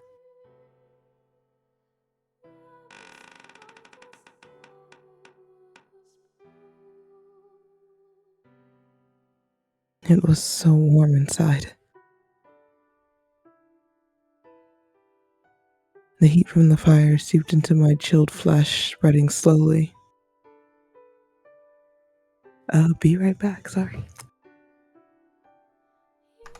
Okay.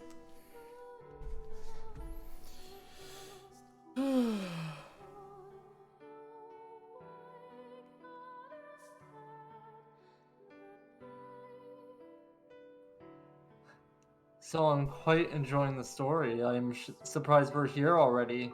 I'm going to assume. Oh it's near the yeah. end? Like I'm enjoying having the main story being told to me again. What do Really you big mean? fan of Now you're learning learning it. things You're that- learning it from the real perspective now. Yeah, it's a different perspective.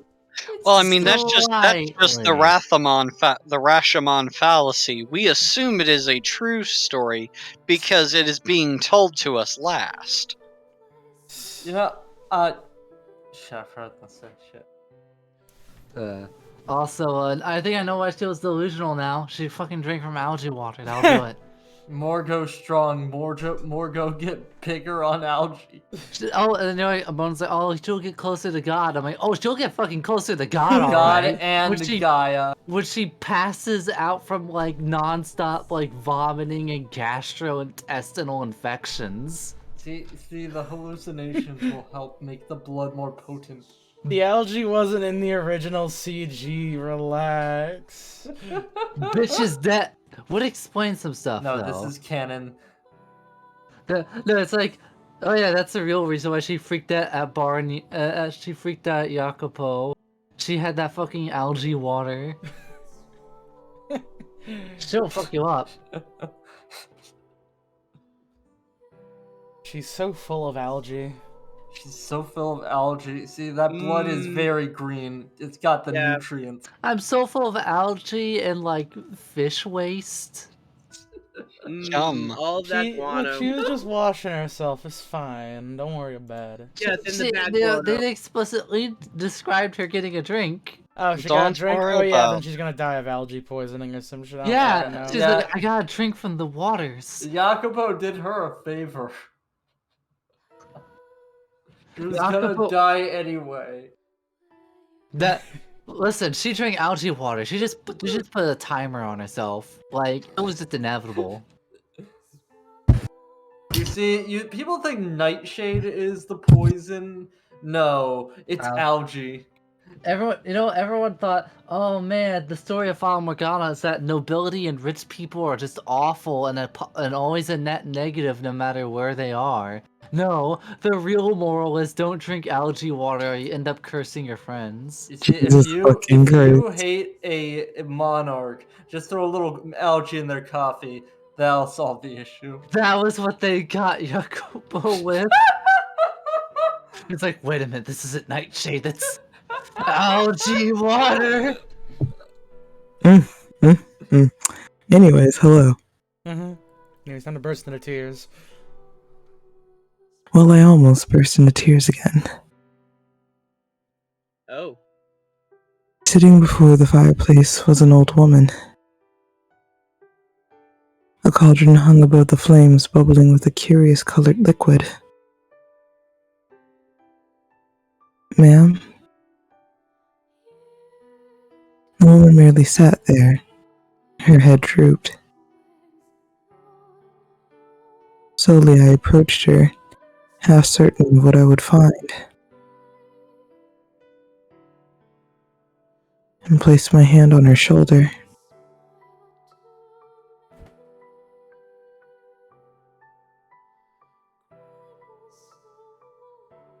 She was dead.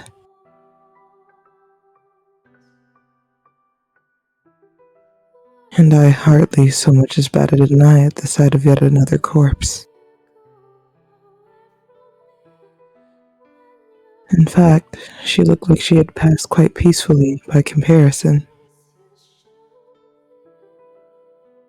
How blessed she was. There was no signs bandits had been rooting through the cottage.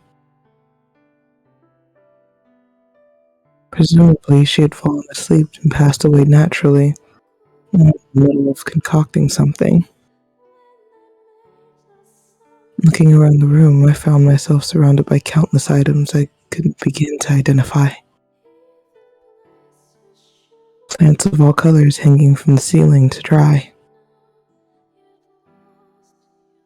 Berries crushed and stored in small glass bottles. Were I to guess, the old woman made her living off of herbal medicines.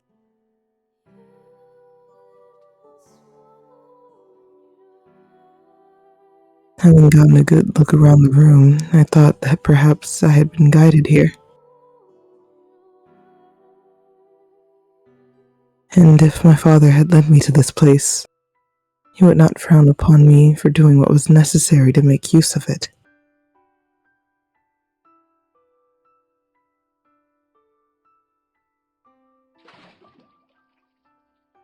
So I dragged the old woman's corpse from the cottage and pushed it into the lake.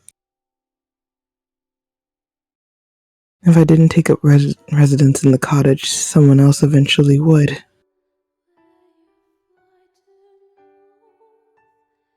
Or it would just be left to deteriorate. And I'd rather take the opportunity bestowed upon me to have a place to rest my weary soul. As the woman's body sank into the clear lake, a realization struck me.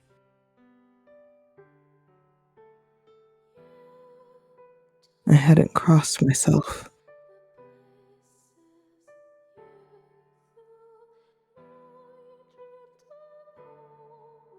A few days after I moved into the cottage, a man came to the door.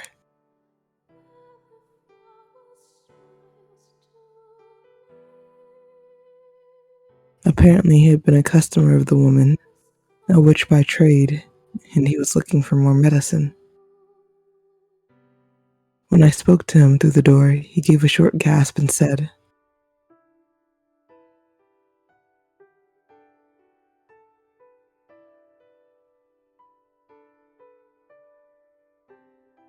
Who are you? Where's the witch? Oh, no? Nope. I am her granddaughter. She is not presently home. I never knew the old lady had kids. So when she going to be back?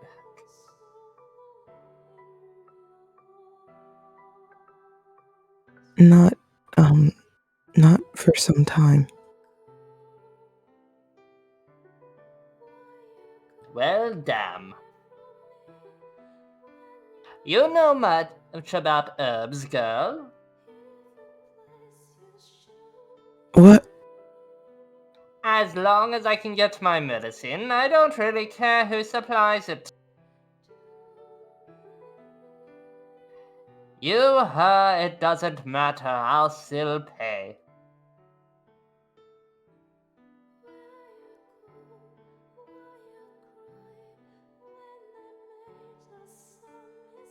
One moment, please.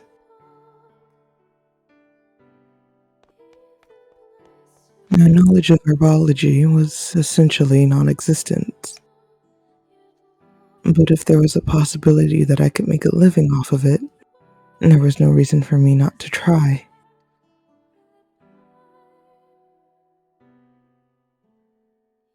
I asked the man to give me as much information about the herbs he had been receiving, color, texture, smell, anything, and rummaged about until I found something that fit the description.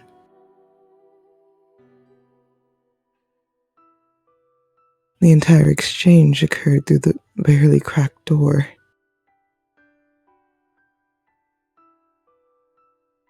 The man paid me as promised, but I quickly realized that money wasn't much use to me, as I had no intention of returning to the city. So I told him that in the future I would trade for supplies. Which he happily agreed to.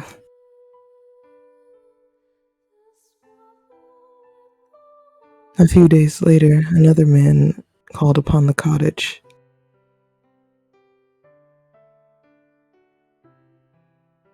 But unlike the first man, he sounded crude and uncivilized. I didn't want to cut off a potential source of supplies, though, so I handed him the medicine he requested. But when I did, he let out a low snicker and said,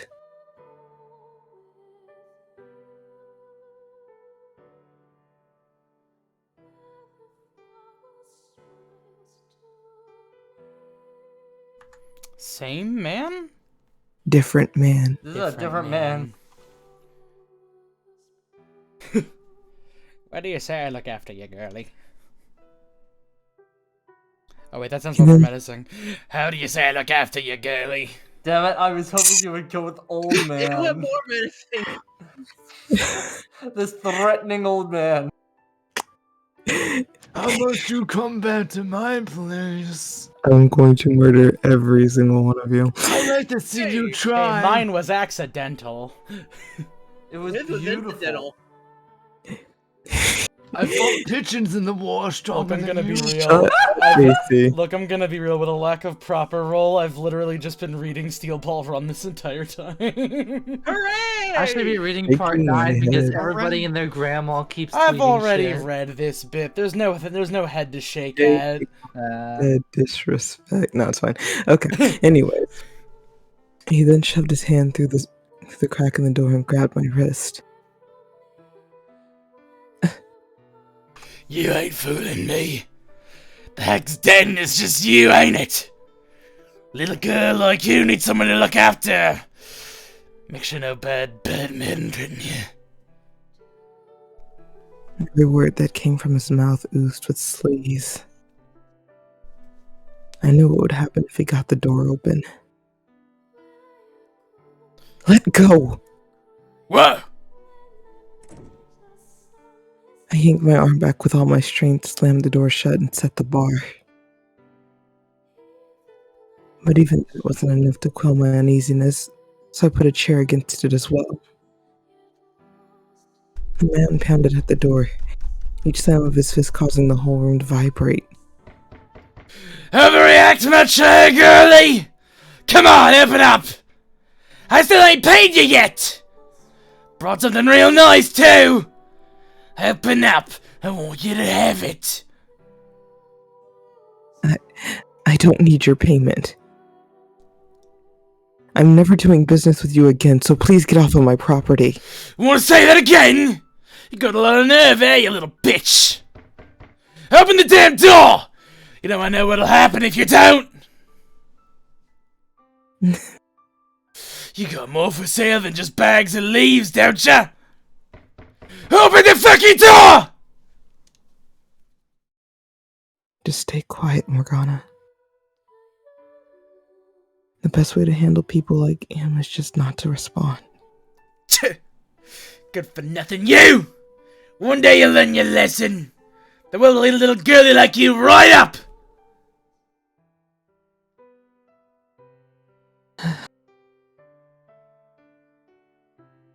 After giving the door one final parting kick, the man stormed off, Not grumbling about how stupid and ungrateful I was all the while. Grateful little bitch. Didn't deserve a word of his cursing. But at the same time, I couldn't bring myself to be upset about it. He was right. And the world would not be kind to a young girl living on her own. Not so long as men like him roamed free.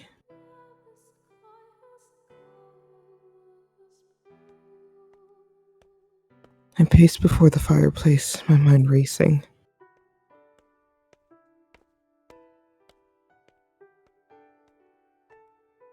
Can't be sure I'm safe anywhere, not even here.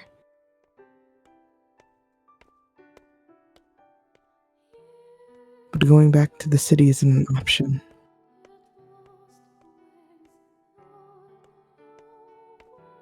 Not while the Lord lives to keep throwing his blood sappets.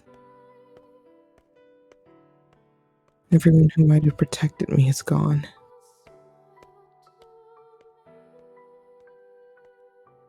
I have to make it on my own now. I'll have to be very careful about opening the door. I could be attacked again, or worse.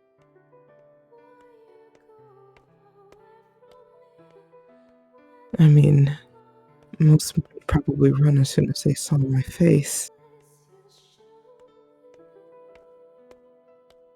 But most doesn't mean all.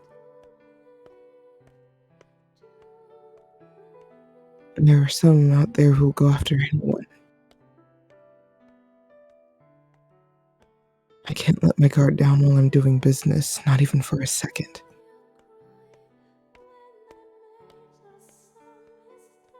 Man or woman, everyone is a potential threat.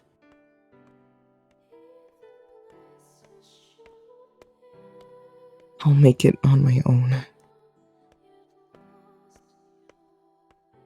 I don't need anyone else.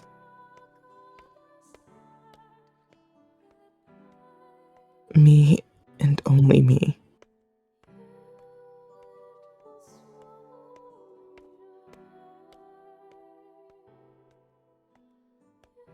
Being out here has really shown me just how sheltered I was at the brothel.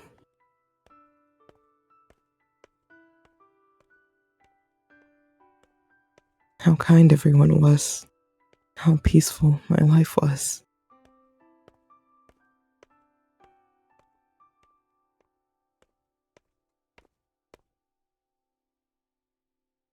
I just want to go back.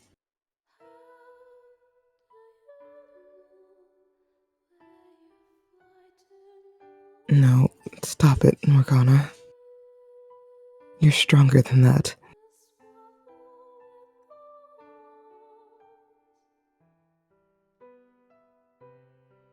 I put enough wood on the fire for it to last the whole night, then curled up into a ball and slept beside it.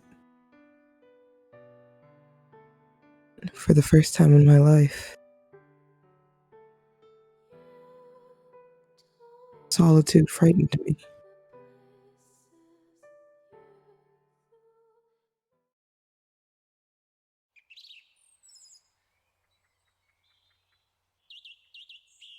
Then I'm pretty sure this is you.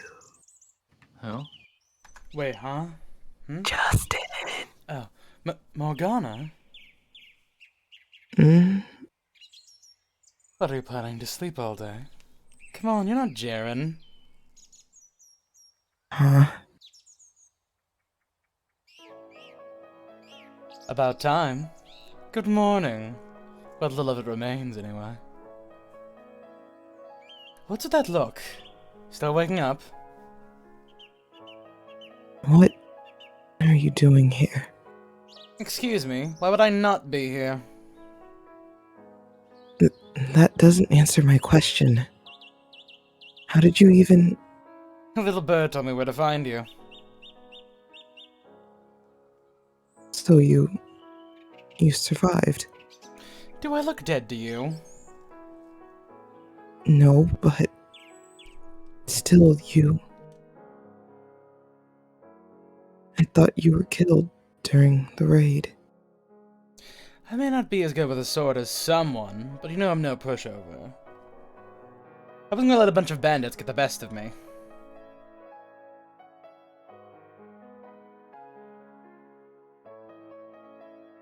What? Are you worried? Seriously? Yeah, I thought all you know how to do was damn me to the fires of hell. Was I worried? Of course I was, you oblivious dolt! I never actually meant it when I said you should be cast into hell. Of course I want to see you alive. Of course it would hurt me to lose you.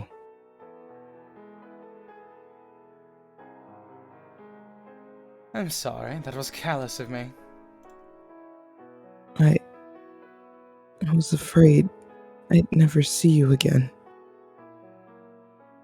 I thought I'd lost everything, everyone. I was scared to death. Whoa. No need to cry, you're tougher than that. I'm not crying. If you say so. What do you mean I'm tougher than that?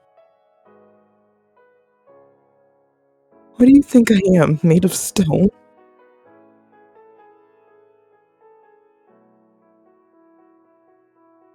First you try to pretend I'm a normal girl, and now you act like I'm some heartless creature. Make up your mind already. I'm sorry. Really. You're a perfectly ordinary girl, Morgana. Can you say that looking at my face? I'm looking at it right now. Even though I'm a mean-spirited, bitter little girl. Even though you're a mean-spirited, bitter little girl. Though it's nice you acknowledge it. I'll burn in hell.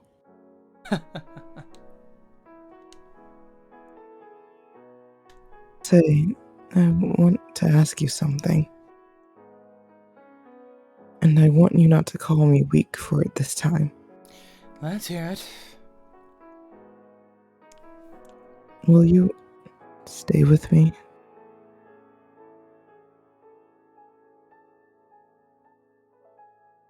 I don't want to be alone anymore. It terrifies me. Yeah, absolutely. I'll stay right here. Forever. You know you won't be able to accomplish your dreams out here, right? And you're fine with that. You bet. You told me to stay, and stay I will. We live right on the lake, and there's some mountains nearby. All things considered, it's not a bad location. You can plant some crops, go fishing in the lake, sprawl out on the grass under the starry sky. Sounds like a pretty good life to me. And maybe sometimes you could sing a little song. And I'll sit there, listening quietly. Or if you want some accompaniment, I can procure some instruments. Sounds like as nice to you as it does to me. Nothing? Seriously? What else could you want? How about, No. That's more than enough.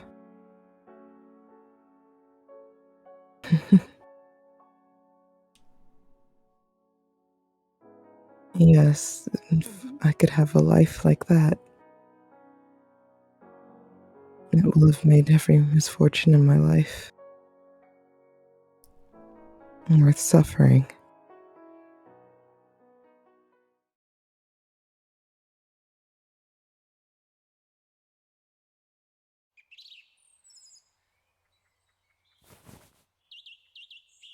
Ah,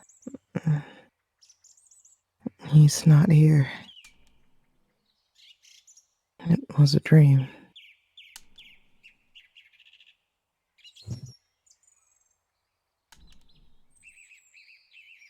What else could it have been?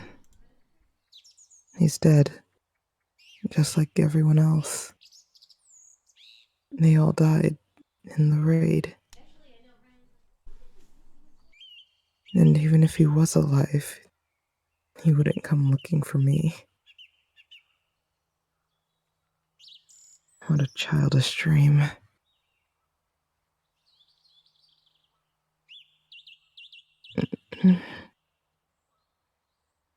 Fight it, Morgana.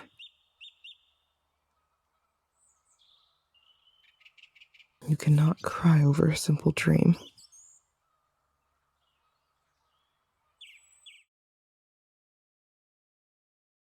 You are the daughter of God. Your tears are only to be shed for others, not yourself.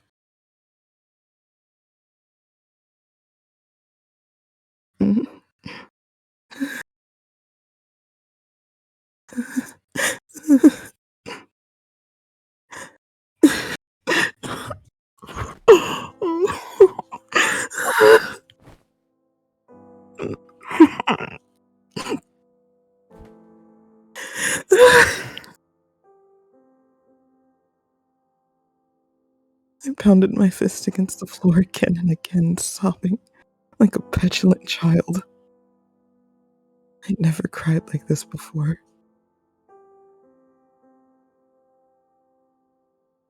Not as I witnessed men, women, children being slaughtered.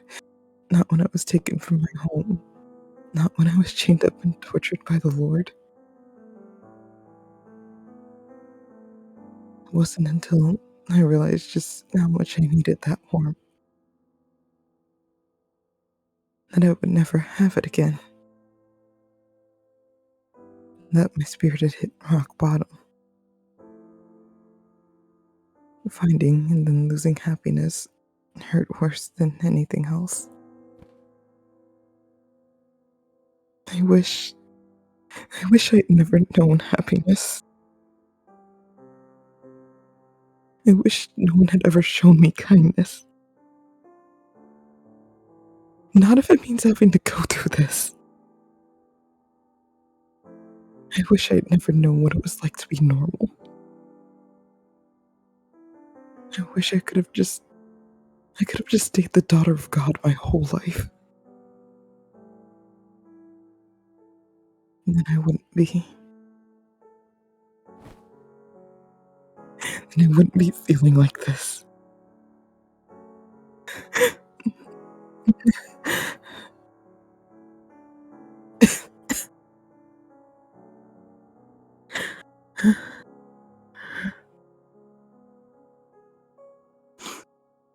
I never knew crying like that was so exhausting. I'd never want to experience it again. I want to go back to who I used to be, a saint. If I didn't know happiness, I wouldn't have to feel like this. I just have to forget it all. That part of my life, it never happened. No peace, no rest, only trials from my father. That's all I've ever known.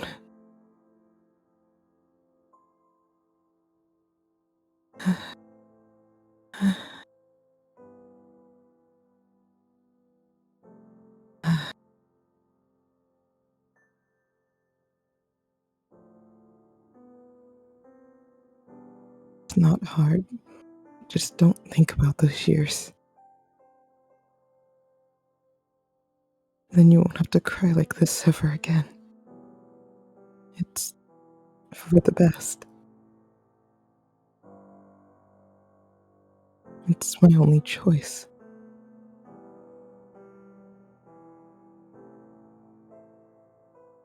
See, I was always right. I never was, and never will be normal. and the only ones who will offer me salvation are God or one of his angels.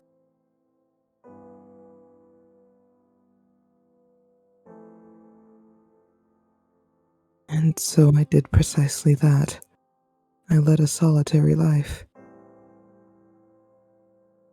I did all my business hidden behind the cottage door.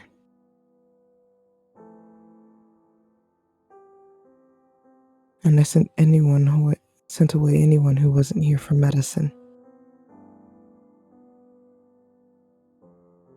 Once a mounted man in armor rode up to the cottage. He looked like a knight, but I had no interest in getting involved with anyone who went around carrying weapons. I was responsible for my own safety, so I had to be careful about who I opened my door to. I had to be extra careful about who I dealt with.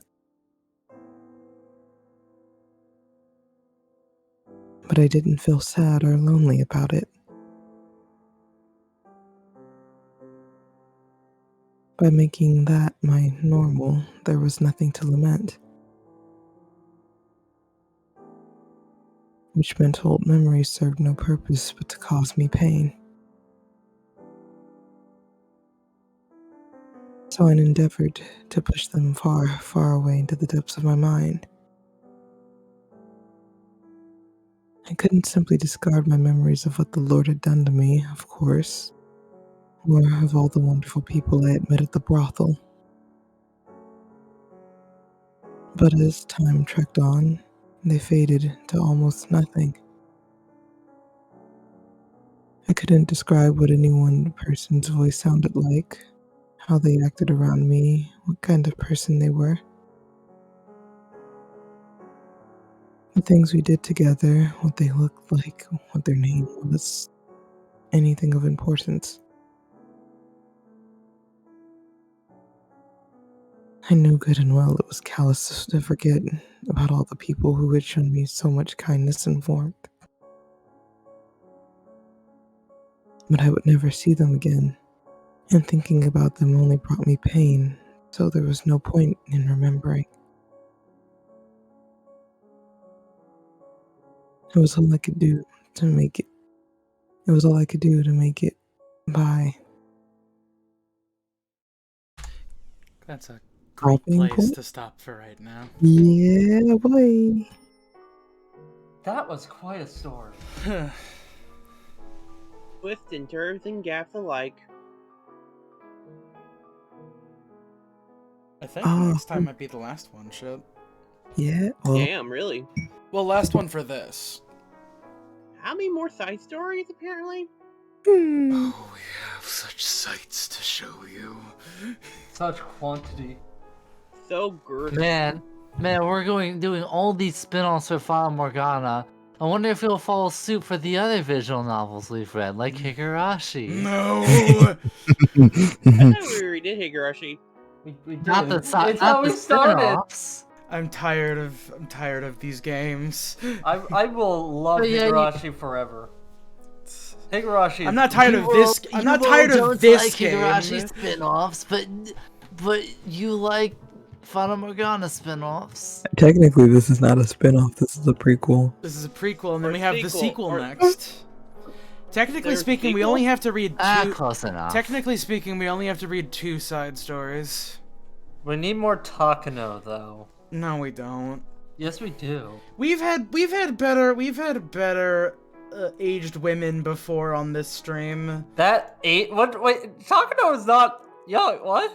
Let me rephrase that. Try amongst yourselves. I'm using the restroom. Isn't she in like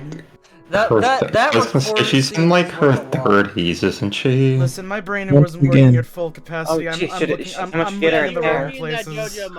Once again, I am disrespected. What do you mean? You're not old. What do you mean? What do you mean? Getting up there, getting up there. Do you need a chair, dear? Oh, why did you do that, Reggie? That was B wants to be that fucking meme of like that someone like bringing their grandma to like back to like the nursery home, like, oh, that new Echo Gold is gonna come out any day now. Right, grandma, come on, let's get you back to bed. Back in my day, we made memes of Beatrice with the lips, and it was like Mr. Potato Head. Good times, good actual times. potatoes, not the plastic ones, you heathens. Yeah. Oh god, that was you have to provide your own potatoes. But yeah, that's yeah. I get so exhausted by Jacobo's hubris. I love the boy. He's so much nicer though than he was in the backstory of the first story. It feels like. Yeah. He's like more killy, but at the same time, he still seems nicer. He's a human. What a nice guy. It's That's like they didn't have enough time to add that backstory in. It's like the whole curse is that. You mean like this part in this time period in the original story? Like, Or do you mean Gangster Jacopo? Gangster Jacopo could not go a second without somehow verbally backhanding his wife. You know? Yeah, I think that's because of the curse. It's almost like the curse highlighted their like worst trait and the curse just that shit to 100. Yeah, I guess so. Like, I was trying to think like worse. I was thinking like Mel wasn't. It made Mel more of a doormat. It made Jacopo more of an asshole. I was trying to More remember expensive towards the people they love. Since we've acknowledged that, can I get a apology for my girl Maria from Dorothy? Wait, from who? You know, Maria actually, is like, what fuck? OG Maria has like no negative traits whatsoever. I have no idea where the fuck that came from. Except for that one reincarnation of so her. sucks. Like, That one reincarnation of her was kind of bitchy. So I have a question. Were the like acquaintances of the cursed souls like also dragged in, or those illusions? Well, no, yeah, of course they were, because like you got Pauline in there, you got Nellie in there, you got Maria in there. They all got affected by that curse too.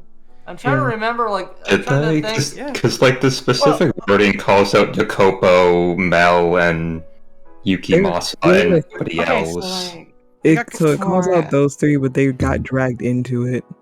Oh, they got caught in the bubble. For two reasons in particular, but I guess I'll discuss that like at the end of all this. And to be fair, it's not like Pauline isn't necessarily like, I mean, like she was complicit in a bunch of stuff. Pauline's just there to suffer. Yeah. Also, but also like only Nellie was actually like quote unquote like had the same thing happen to her, where like her obsessiveness with her body became like more genuine and uncontrollable. The others, like, Pauline is basically the same.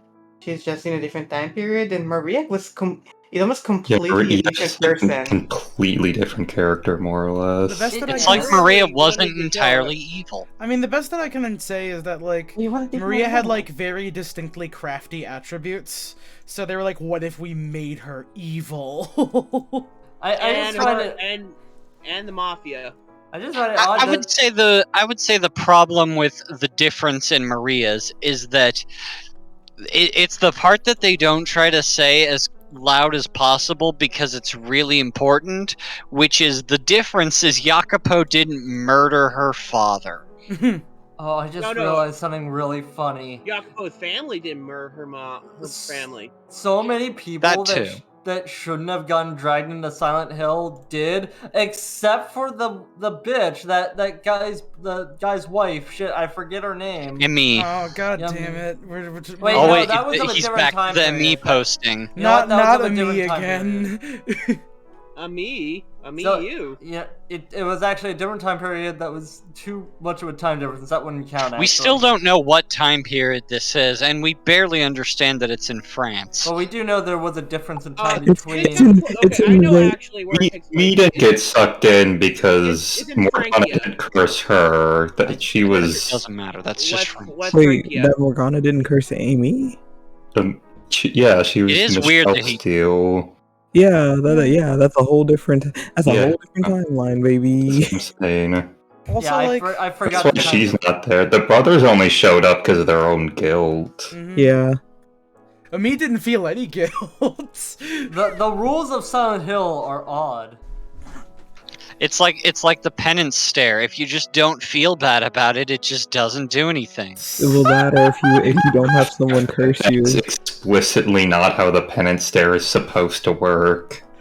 That's why Galactus survived the penance It's stare. literally supposed to make you feel bad. That's like what it does. Oh, so it's either a guilt beam or it's just a hurt beam if you have guilt. Well, no, it's like hellish punishment for your sins. So it makes you feel bad, but it also hurts you.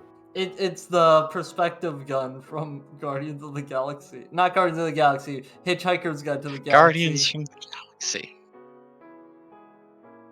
I don't think we have many thoughts. That is okay for today. Well, I was gonna say that apparently, there is a very relevant phrase. L'enfer est plein de bons volants au désir. From Bless you. Bernard of Clairvaux. Hell is full of good wishes or desires. As we know it today, the road to hell is paved with good intentions.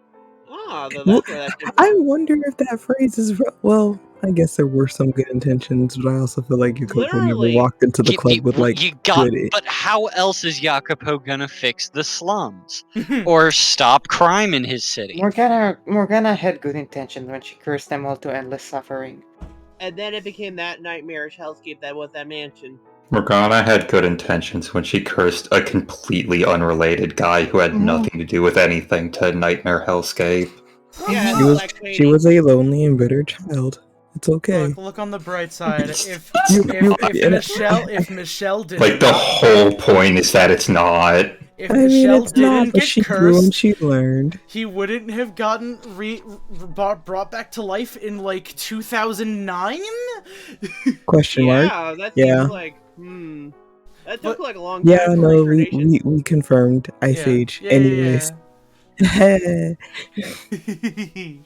Anyways, I want to go downstairs and get a Pop-Tart, but I don't want to leave you guys to discussion, because I'm fairly certain that you guys might just stop talking, and the stream is going to be awkward for the last several minutes. So I'm just going to hit the end button now, unless anybody else has I don't anything think we important have to say. more.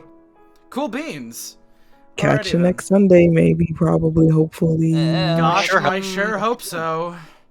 Don't count on it. Shut the fuck up. Unless like several people just suddenly go missing, then I think we'll be fine. Oh no, the rapture. No, we don't talk about that. Yeah, because Unless it's the potential BioShock playthrough, in which case maybe we'll talk about Rapture. Okay. We're playing it right after Metal Gear Solid. Sure. Anyways, that's it. Good night, everybody. Ace Attorney. Good night. Arrivederci.